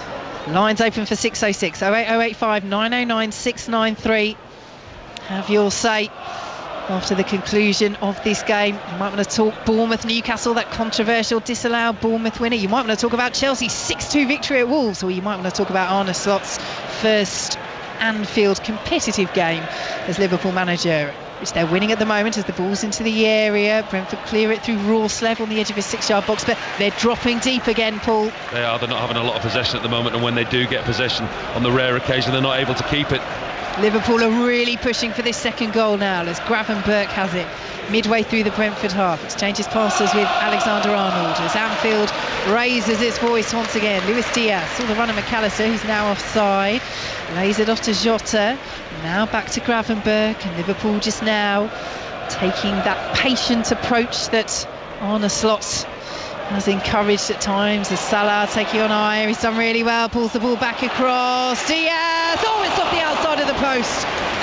Flecken might have got something on it. It's gone behind for a corner. That's what's been given by Stuart Atwell. But again, the movement from Liverpool, every time they come down one of the wings, they pull it back to the edge of the 6-yard box, and they are inches away, a stud's width away from finding the back of the net. Diaz on that occasion, a little bit further out. And it is a really good save from Flecken. I take it back, it wasn't the woodwork, it was Flecken. It's a brilliant save, absolutely brilliant save. Luis Diaz, 12 yards from goal, whips it down to Flecken's left-hand side. He reacts really quickly. Cross has come from this right-hand side, so the ball's going back the way that it's come from. Goalkeeper does brilliantly well to turn that round the post. It's a fantastic save from Flecken. Brentford are preparing to make a double change, but they've got to defend this corner first. It's Alexander-Arnold, it's Szoboszlai at the edge of the area. Training ground move, tried to steer it in, it's blocked away, and now Brentford are off on the counter. And Mbumo over the halfway line. Ayer getting forward in support once more. Norgard is there as well.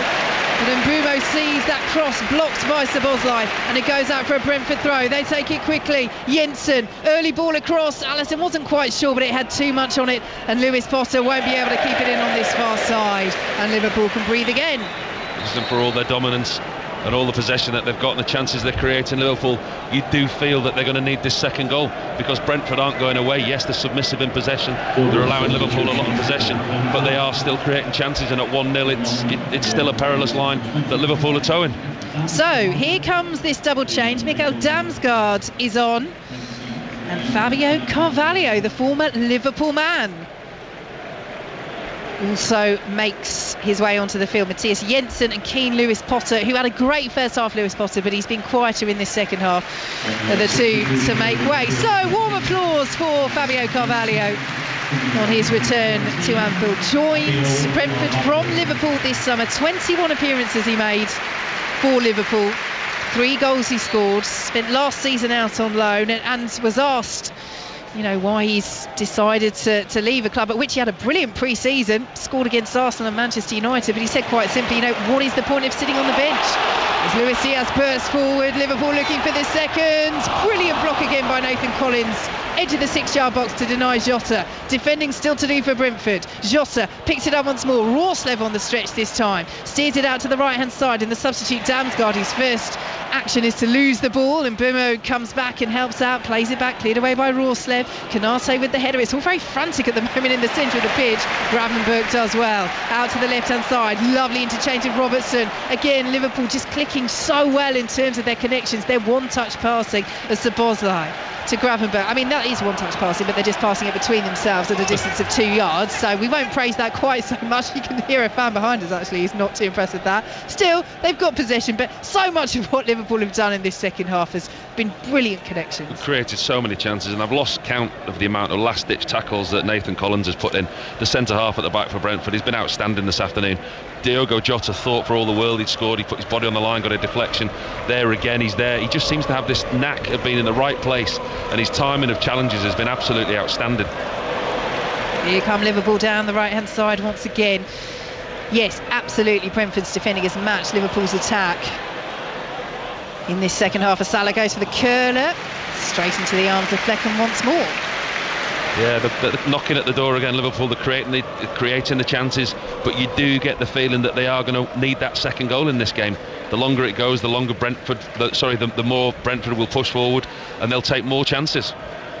Midway through the second half, it is still Liverpool 1, Brentford 0 here on 5 Live and the World Service. League Cup commentaries coming up for you this week. On Tuesday, it's League One Birmingham at home to Fulham. And Wednesday, Nottingham Forest face Newcastle. And on Thursday, Keen interest this for Liverpool fans. The Champions League draw, 5 o'clock UK time. Ian Dennis will be doing updates into 5 Live Drive, and you can watch it on the BBC Sport website, iPlayer and app. Brentford down the right hand side, Rorslev into the penalty area, good fit in by Van Dijk. Robertson then gets the better of Mbeumo, but not of Damsgaard, and Mbeumo picks it up. Right hand side of the box, Brentford looking for this equaliser on 5 Live in the World Service as Damsgaard sends it back to Norgard, who had that brilliant chance, free header from 6 yards in the first half, couldn't take it. Here he is again, the Brentford captain, 25 yards out, plays it back to Janels. A few whistles around Anfield as Brentford enjoy this spell of possession. But Arne Slot still sees his side lead by a 1-0 in his first game at Anfield as Liverpool manager in a competitive sense, as Damsgaard plays it forward. Flag stays down. Oh, and Mbeumo, was he pushed over there? Nothing given initially by Stuart Atwell, and the flag's gone up. Might have been offside. Well, VAR's got a bit to look at here. There was another Brentford player there who almost went down in sympathy in the penalty area as Mbeumo went down as well. Decision is offside, so they'll check that, then they'll check if there's a penalty. At the moment it's a Liverpool free kick. Oh, that's very, very tight. He might just be off with his left heel there, Brian Mbeumo, but that is a tight one. Very, very close call, just on the shoulder of Van Dijk. He looks like he might just have been slightly offside, because Robertson certainly leans on him and he goes to ground. I think the referee may have been called to the screen there. I think that tiny little offside decision has saved the referee an even bigger decision. Yeah, another fine margin as Andy Robertson lifts up his head. I don't know in innocence or apology there, just lifted up 2 hands. Relief. Relief, yeah. So, still 1-0 Liverpool. 69 minutes played, but Brentford are in this second half and they send the ball over the top looking for Mbeumo. Can't bring the ball down and take it in his stride, and Canarse will clear away out to the right hand side to Alexander Arnold, who's hit the woodwork from a corner. Alexander Arnold, that ball forward won't quite reach Salah. Ooh, very calmly done by Flecken. Do you want to talk us through that, Paul? I'm sure you were just as calm in your heyday. I'm not so sure that the goalkeeper knew how close proximity Mo Salah was. He took a chance there, the goalkeeper. Lines are open for 6:06 as Salah into the penalty area, steers it past Flecken, and the flag stays down. Brentford appeal for an offside that hasn't come, and Mo Salah scores again. Huge smile on the face of the Egyptian king, because Liverpool are now 2-0 up against Brentford, and they've needed that goal. They've needed that cushion in this second half, because Brentford have threatened at the other end. But Mo Salah does what Mo Salah does best. It's a beautiful dink finish over Flecken. And once again, he scores against Brentford. He has such a good record against them. And he might just have made the 3 points safe for Arne Slot in his first game at Anfield as Liverpool manager. It's Liverpool 2, Brentford 0. That's the goal that they've been needing. We are having a VAR check to see if Mo Salah's offside, but it's Brentford who are the masters of their own downfall. They carelessly lose possession halfway through their own half. Turnover of possession. Mo Salah just holds the line, pokes it through to Salah. Goal, as you can hear, has been given. Great finish by Mo Salah. All the Brentford players appealed for offside. Opens himself up, left foot, flicks it over Flecken, far left hand corner, 2-0, and that's the goal that Liverpool have needed, and you would think that's the game for Liverpool. It is vintage Salah in terms of the finish, and with that goal he now becomes Liverpool's 5th highest goal scorer at Anfield outright. He had been tied with Robbie Fowler. He now moves ahead of Fowler, and celebrations on the touchline for Arne Slot, because as we say, he knew they needed that second goal. In the second half, Brentford have responded really well. And now the changes come for Liverpool. Gakpo, Nunez and Bradley are coming on. Jota is one of those making way. Luis Diaz and Trent Alexander-Arnold, the final player to come off. So triple change, and that suggests that Arne Slot feels the 3 points have pretty much been secured. Well, I think the clue was he just had one outfield player stripped to come on, and it was Gakpo. Before that goal went in, I think the change was going to be Gakpo on for Diaz. But as soon as that goal went in, he went back to his bench and he looked at what he had there, and he got Nunez and Bradley stripped, and he made the treble substitution. And listen, that's no more than Liverpool deserved, but they needed that goal because Brentford weren't going away, and the longer they stayed in this game, you could feel the atmosphere here in Anfield. It was just getting a little bit quiet, but that's the goal that they needed. And when that goal went in, you could almost feel the relief in the stadium.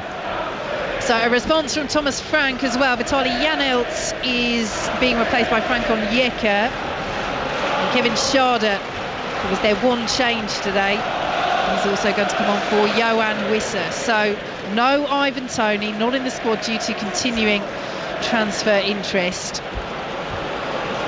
Kevin Schade, who missed so much of last season through injury, and that's the thing as well, isn't it? You know, we felt this season there was a high chance that Ivan Toney would leave over the summer as Brentford get us underway. Brentford clearly felt that as well, because they brought in their club record signing Igor Thiago for the Belgian champions Club Brugge, 30 million. He's got a knee injury. He's unlikely to play before the end of this calendar year. Will that have an impact on Ivan Toney and whether he departs before the transfer window closes, as Liverpool now leading by 2-0? Go through the gears once more. Here is Szoboszlai racing over the halfway line. Nunez is pointing to where he wants it. Szoboszlai still going.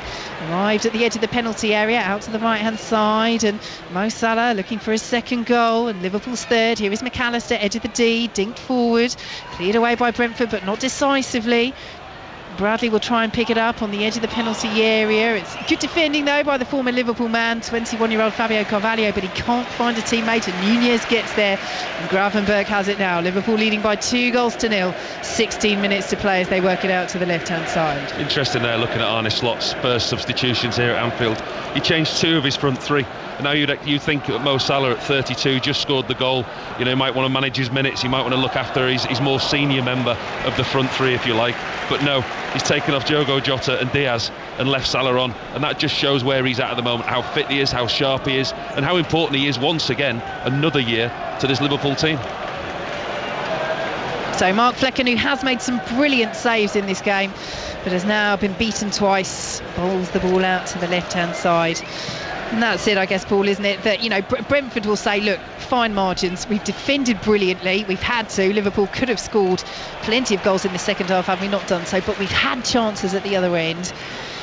And it just is the fine margins of the Premier League, isn't it? From a Liverpool perspective, they'll say, well, certainly with the chances we've created, 2-0 is not a flattering scoreline as they have the ball just inside their own half. Listen, they've played well today, Brentford. They've had a game plan. They've caused Liverpool problems from set plays on the counter-attack as well. For Brentford, listen, it's never going to be a season-defining game coming to Anfield. It's about the performance, it's about the way that they play and what Thomas Frank sees from his team.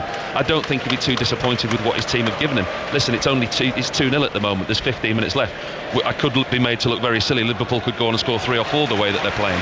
But at the moment, Thomas Frank's got a performance out of his team. Here goes Gravenberch driving towards the penalty area, out to the left-hand side, picked up by Gakpo, and now Robertson. Gakpo once again with Rorslev there for company, and now Gravenberch, who's getting forward now. Ooh, players bar Alisson pretty much camped outside the Brentford penalty area, or just inside it at the moment, as Salah picks it up. Can't find the 1-2, but does manage to work it back in, and Flecken is there. Got a little nudge from Gakpo, but claims and drops to the ground inside his 6-yard box, and Liverpool still lead by 2-0. Yeah, they're just looking a little bit tired, this Brentford team now. I think they quite happily accept the final whistle the way that Liverpool are playing. They're probing, they've brought fresh legs on Liverpool. Gakpo and Nunez up front, the goal scorers, they want to score goals, and the way that Gakpo played in the Euros was really impressed with the way that he played. Flecken sends it out to the right hand side, and Ayo now and Mbumo back to Norgard, and he whips it out to the left, and Fabio Carvalho, the 21-year-old former Liverpool player, plays it forward, but it's behind the run of Kevin Schade, cleared away by Konate into the midriff of Norgard, who I'm sure, as they head back down towards London, Brentford's will run through again and again. That free header he had on the edge of the 6-yard box could have been a different story. Could certainly and should certainly have got Brentford level in the first half. But it's Liverpool who lead by 2-0 here on 5 Live in the World Service, as Alisson sends the ball up towards the halfway line, cleared forward by Nathan Collins, and now Damsgaard fires it straight into McAllister, but the ricochet is kind eventually to Liverpool, and Szoboszlai will play it out to the right hand side. And here is Bradley forward now to Salah, who scored that second goal. It's given Liverpool this 2-goal cushion. Here is Bradley now, right hand side of the penalty area, pulls it back to Szoboszlai. His ball in, Flecken wasn't sure, but it whips just past Gakpo and out for a Brentford goal kick. Comfortable for Liverpool, isn't it? These fans filling Anfield now. They can watch the last 10 minutes or so of this game in comfort, knowing that their team have done a job. They're enjoying watching their team. They're looking good in possession, and at the moment it's very, very comfortable for Liverpool. So goal kick Brentford, very early stages, of course, of the Arne Slot era. But as we've watched this match together, Paul Robinson, high up in the stands here at Anfield, are there any hallmarks that you've noticed that just look slightly different to what we're used to seeing under Jurgen Klopp? Of course, as you say, similar formation, pretty much identical personnel. They've not signed anyone this season, but are there little touches of what Arne Slot is looking to do? Well, we spoke about the possession, didn't we? You can quite clearly see that at times where you'd have watched the Liverpool team last season, maybe their first thought was forward and to try and break the lines. They're quite comfortable with recycling the ball through the midfield, going to the back four and being a little bit more patient with the ball. But when they've got the ball in possession, they can still turn defence into attack very quickly. The one thing in the first half, Mo Salah and Diaz stayed very, very wide, made the pitch huge. That's what we talk about a lot. Get wide, make the pitch wide and leave the space in the middle. And for Gravenberch, McAllister, Szoboszlai and Jota, when he drops in, there was so much space because those two wide players were so high up the pitch and so wide. Liverpool in possession with Virgil van Dijk leading by 2-0. Lines open for 606 08085 909 693. Follows the conclusion of this game here on 5 Live. You might want to talk about Chelsea's 6-2 win at Wolves. You might want to talk about that controversial disallowed winner for Bournemouth, their 1-1 draw with Newcastle. And you might want to talk about this game here at Anfield. Arne Slot's first as Liverpool manager at Anfield, competitive sense anyway. And they currently lead Brentford by 2-0. Out to the right hand side, and Bradley plays it forward. Now Salah, loose touch from him right in front of his manager, who just arcs backwards in frustration and then gestures that Liverpool attack just to get back and defend. In terms of the signings, Paul, we just touched on it there, that they haven't signed anybody. He was asked about that in July, Slot, and he said that it would be a surprise to him if they didn't bring anyone in, as that ball goes straight out of play from Brentford Liverpool throw. But he's also said, as we get nearer to the end of the transfer window, that he's got a really good team here and he trusts them. Is it a failure if they don't bring anyone in this summer? It's a failure if the manager wants somebody and they don't bring somebody in.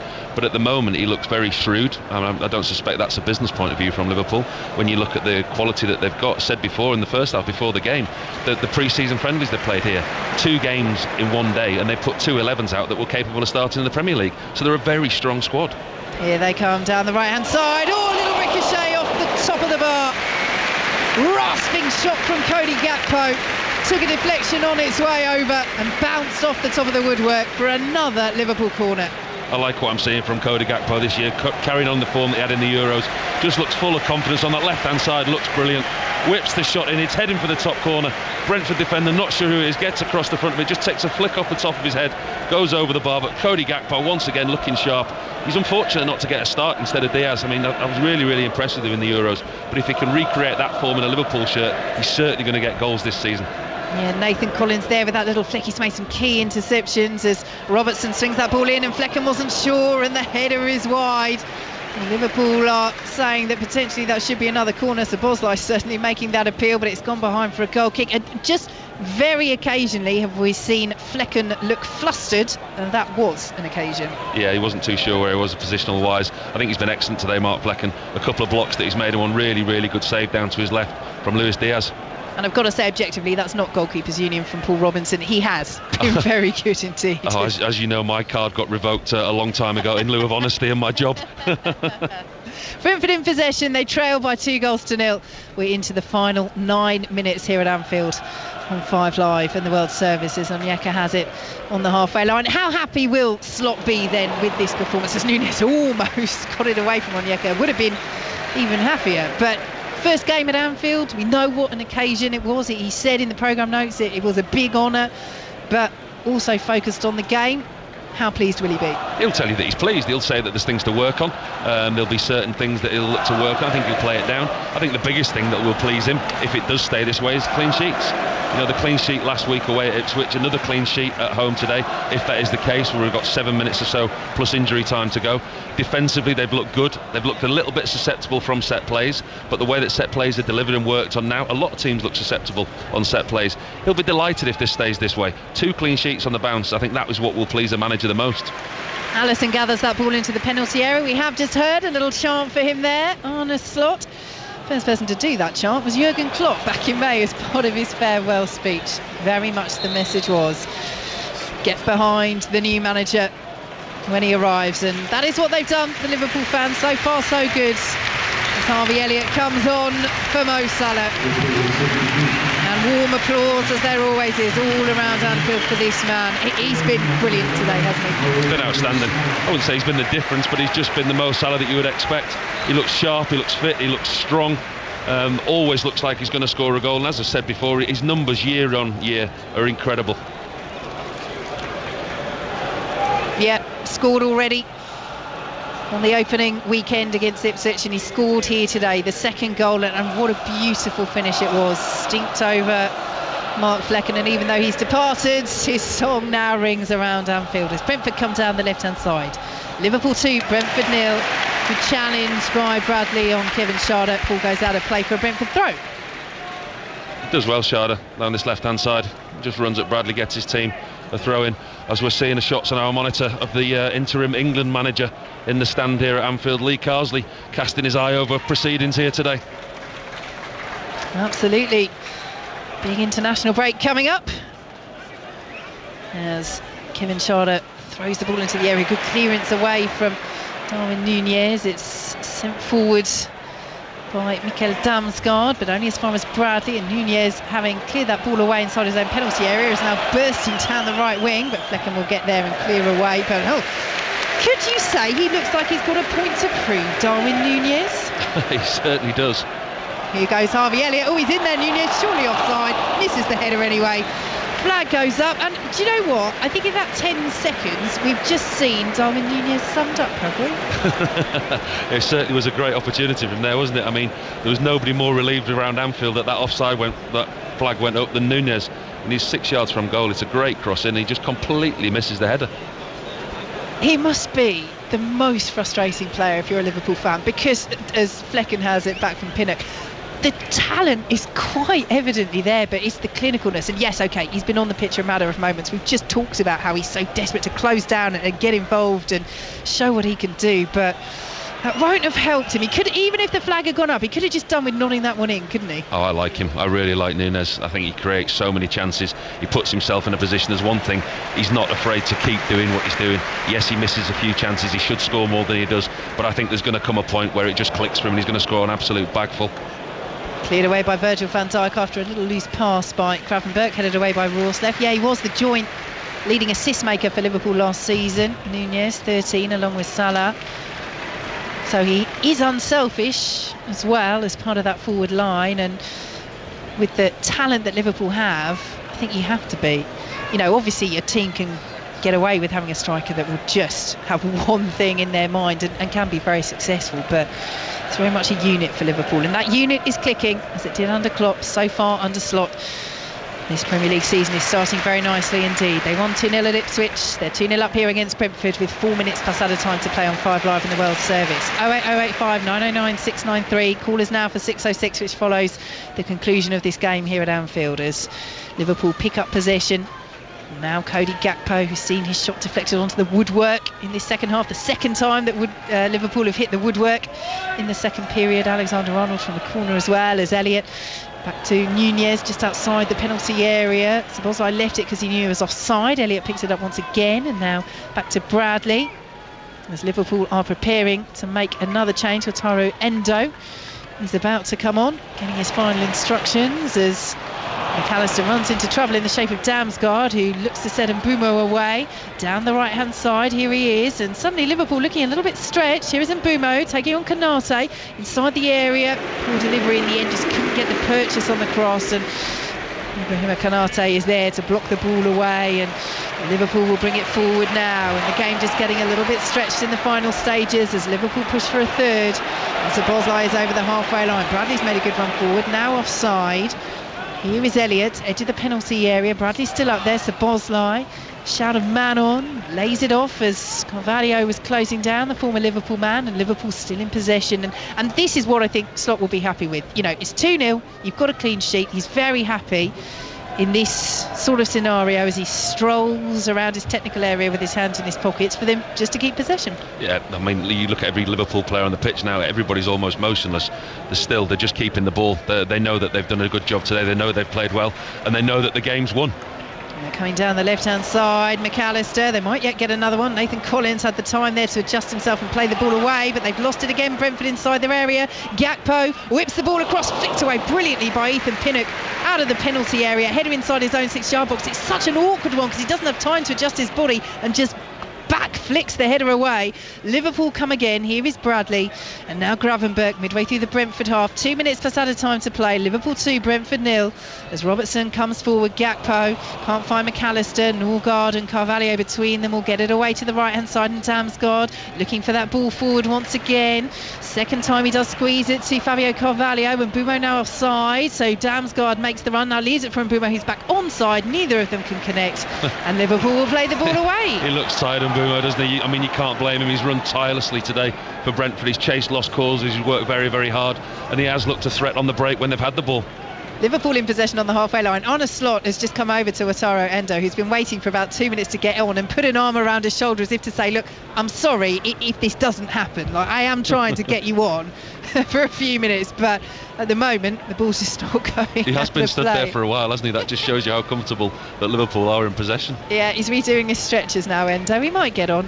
So we tick towards the final minutes of this match, plus added time. Liverpool 2, Brentford 0 on 5 Live and the World Service. It looks like being a perfect start to the Arne Slot era, as Harvey Elliott has it on the right hand side of the penalty area. Brentford still marshalling well, trying to keep the deficit at 2-0 and just seeing if they can counter down the other end. But as Paul Robinson, former England goalkeeper with us, says, that breaker, Bryan Mbeumo, is just looking a little bit tired now, and without Wissa as well, he really is having to lead the line by himself up front, as Harvey Elliott and Szoboszlai exchange passes between them. 6:06, lines are open, following shortly on 5 Live. 08085 909 693. Earlier in the Premier League, Chelsea 6-2 winners at Wolves, Bournemouth 1, Newcastle 1. Big controversial decision where a Bournemouth late winner was ruled out for a very contentious handball. You might want to have your say on that, have your say on events here at Anfield. 08085 909 693. And of course all the reaction on the Football Daily podcast, available to download tomorrow morning and indeed throughout the season on BBC Sounds, as Brentford pick up possession, and we're into 5 minutes of added time at the end of this game, and I really don't know if Wataru Endo is going to get on at all. Well, the fourth official, he just had to turn his board on and off again because he had all the numbers on to make the substitution, but we got into stoppage time, and now poor Endo, he is going to be able to get on because there's been a stop in play. Yeah, he is, although Brentford tried to take that really quickly, that free kick, so he almost didn't. But here we go, here is the change. Ryan Gravenberch off, Wataru Endo on. And just to add on Gravenberch as well, we mentioned it earlier, Paul, you know, he's playing in this defensive midfield role under Arne Slot. How do you think he's played today? I think he's played really well, as he did last week. I don't think there's too much of a hurry to bring in a number 6. He obviously identified the player that he wanted, and that deal hasn't happened for whatever reason. But with Endo and Gravenberch, the way that he's played, he has got an opportunity there where he's got the options in his squad. As I said, this squad is full of quality players, and it's a big squad. Ball is all the way back inside the penalty area for Brentford. Liverpool 2, Brentford 0. All right then, Paul Robinson, key question, 2 games in, is it big enough to win the title? Listen, anybody who finishes above Manchester City, we say it every year, don't we, will win the title. They've been there and done it so many times. Can they do it for a record-breaking year? I mean, they've looked good this year. They've normally start slow, but I think they've started really, really well. Liverpool can challenge, absolutely they can challenge. You look at the top 3, Manchester City, Arsenal, Liverpool. I would say that Liverpool were 3 out of 3, if you like, as to where they're at compared to the others. But you don't rule it out. They've got the Champions League to contend with again this year. That's coming back into a factor. And it's all about injuries, you know, and being lucky with injuries to your key players and keeping those players fit through a whole season. Absolutely, on the start that you've seen Liverpool, they're going to be there and thereabouts again this season. Brentford in possession, as You'll Never Walk Alone rings around Anfield. Talking of injuries, Brentford will hope for a better season with injuries. In that regard, they were absolutely ravaged by them last year. The big question for them, will Ivan Toney still be a Brentford player when the transfer window closes? Not involved again today, all up in the air, says Thomas Frank. What will that mean for their season if he does go? As Onyeka and Carvalho between them can't quite retain possession outside the Liverpool penalty area, but Onyeka then wins it back, looking to get a goal back late on here. Brentford trailing by 2-0. Carvalho, the former Liverpool man, into the penalty area, left hand side, pulls it back out to Schade. 2 substitutes combining, but Liverpool marshalling well. They haven't had much to do since that Salah second, but they are having to do it now as Harvey Elliott is dispossessed, trying the little back heel, does keep it in, but only as far as Sharda, who can't keep it in, and it is a Liverpool goal kick, and applause ripples around Anfield as time ticks on. 2 minutes plus added time to play. Liverpool 2, Brentford 0. Yeah, I think going back to your point about the injuries last season, I think Brentford, yes, they were hit hard, but when you actually look at it, I think there was an unprecedented amount of injuries. There's so many teams last year. I remember working every week looking at the teams and looking at the squad and looking at the list of players that were unavailable or out injured, and that's going to be interesting to see how managers manage players' time and workload this season, because we know the tournaments that all the players have had in the summer. We've still not seen managers use their full complement of players yet, so it's going to be interesting to see how players are managed through this season. Here come Liverpool on the halfway line. Lovely footwork by McAllister and neat footwork by Stuart Atwell as well to hurdle that ball. Then not so neat footwork by Szoboszlai, who slips over. And Onyeka can play it out to the right hand side. Champions League draw is on Thursday, incidentally. Ian Dennis will have updates on 5 Live. 5 o'clock UK time that begins. Goes on for an hour, we're told. Got to have a bit of spectacle. Of course, expanded competition this season as well. So you can also watch that on the iPlayer and the BBC Sport website and app as Liverpool win a free kick just outside their own penalty area, and Brian Mbeumo picks up a yellow card. Tired and frustrated in Mbeumo, isn't he? Chased a lot of lost causes today, worked really hard for his team, but they just haven't been able to cope with Liverpool today. Liverpool have had a lot of quality, both in possession, out of possession they've defended well, but going forward they really have looked quick and sharp today. Liverpool, looking at the stats, Liverpool over 60% possession. I mean, big opportunities that they've created as well. 19 shots on goal. I mean, that's pretty good. But listen, you look at Brentford, they've also had 8 shots on goal, but the telling thing is only 2 of them were on target. One of them a great chance by Norgard that completely missed, fluffed his lines. Yeah, free header, edge of the 6-yard box in the first half would have made it 1-1. Instead it's 2-0. Liverpool is on the Slot's name. You might have heard they're ringing around Anfield once more. But Brentford finishing this game strongly. Surely the points are gone, but they're looking for a goal, even if it's just a consolation. And Onyeka's gone down. No free kick, and the Brentford fans away to our left in that corner are not happy. Nothing really has gone their way for Brentford since Salah scored Liverpool's second goal. Diaz getting the first on his 100th Liverpool appearance. 08085 909 693, 606 moments away. Have your say on the weekend's action. And Alisson waves everyone forward. Let's hear from some Chelsea fans. We talk about Chelsea so much, don't we? But what a result that is. I think that's the shock of the weekend. 6. I mean, you don't know what you're going to get from Chelsea from one day to the next. But I think that's an incredible win for the manager. And it is another win for Arne Slot as Liverpool manager. His Anfield bow ends in victory. Another 2 goals, another clean sheet, just as on the opening weekend against Ipswich. Diaz in the first half, Salah in the second. They very much are up and running in the new reign of Arne Slot. Paul Robinson. 2 games, 2 2-0 wins and 2 really good performances. Arne Slot will be absolutely delighted with what he's seen from his team today. Really comfortable in possession, really dangerous in the attacking third. Created a lot of chances and looked comfortable. Really good start for the new Liverpool manager. And as for Brentford's promising signs, but in the end Liverpool's class told. You won't be too disappointed, Thomas Frank, with what his team gave him today. You don't come to Anfield expecting to win. You come to Anfield with a game plan to disrupt Liverpool, to stop them trying to play, and then to give yourself opportunities. Brentford did that. You know you're not going to have a lot of possession here, but when they did have the opportunities from set plays, they created a couple of really clear-cut opportunities here at Brentford. You can take a lot of positives from this performance from Thomas Frank.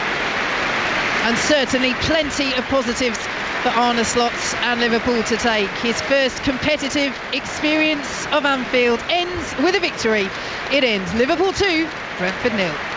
And I suspect in the next minute or so you'll hear some big applause from inside Anfield, because Arne Slot is right now in the centre circle talking to the Brentford boss Thomas Frank. But when he makes his way off the pitch, I'm sure every eye and every lens will be on him. In fact, he's going over to the Liverpool fans now, gives them a wave, gives them a thumbs up, and gets a round of applause as he does so. It's a sort of a similar image, Paul Robinson, to what we used to see Jurgen Klopp do without the fist pumping. But that sort of sums it up, doesn't it? I mean, Liverpool were dominant, but they weren't rock and roll.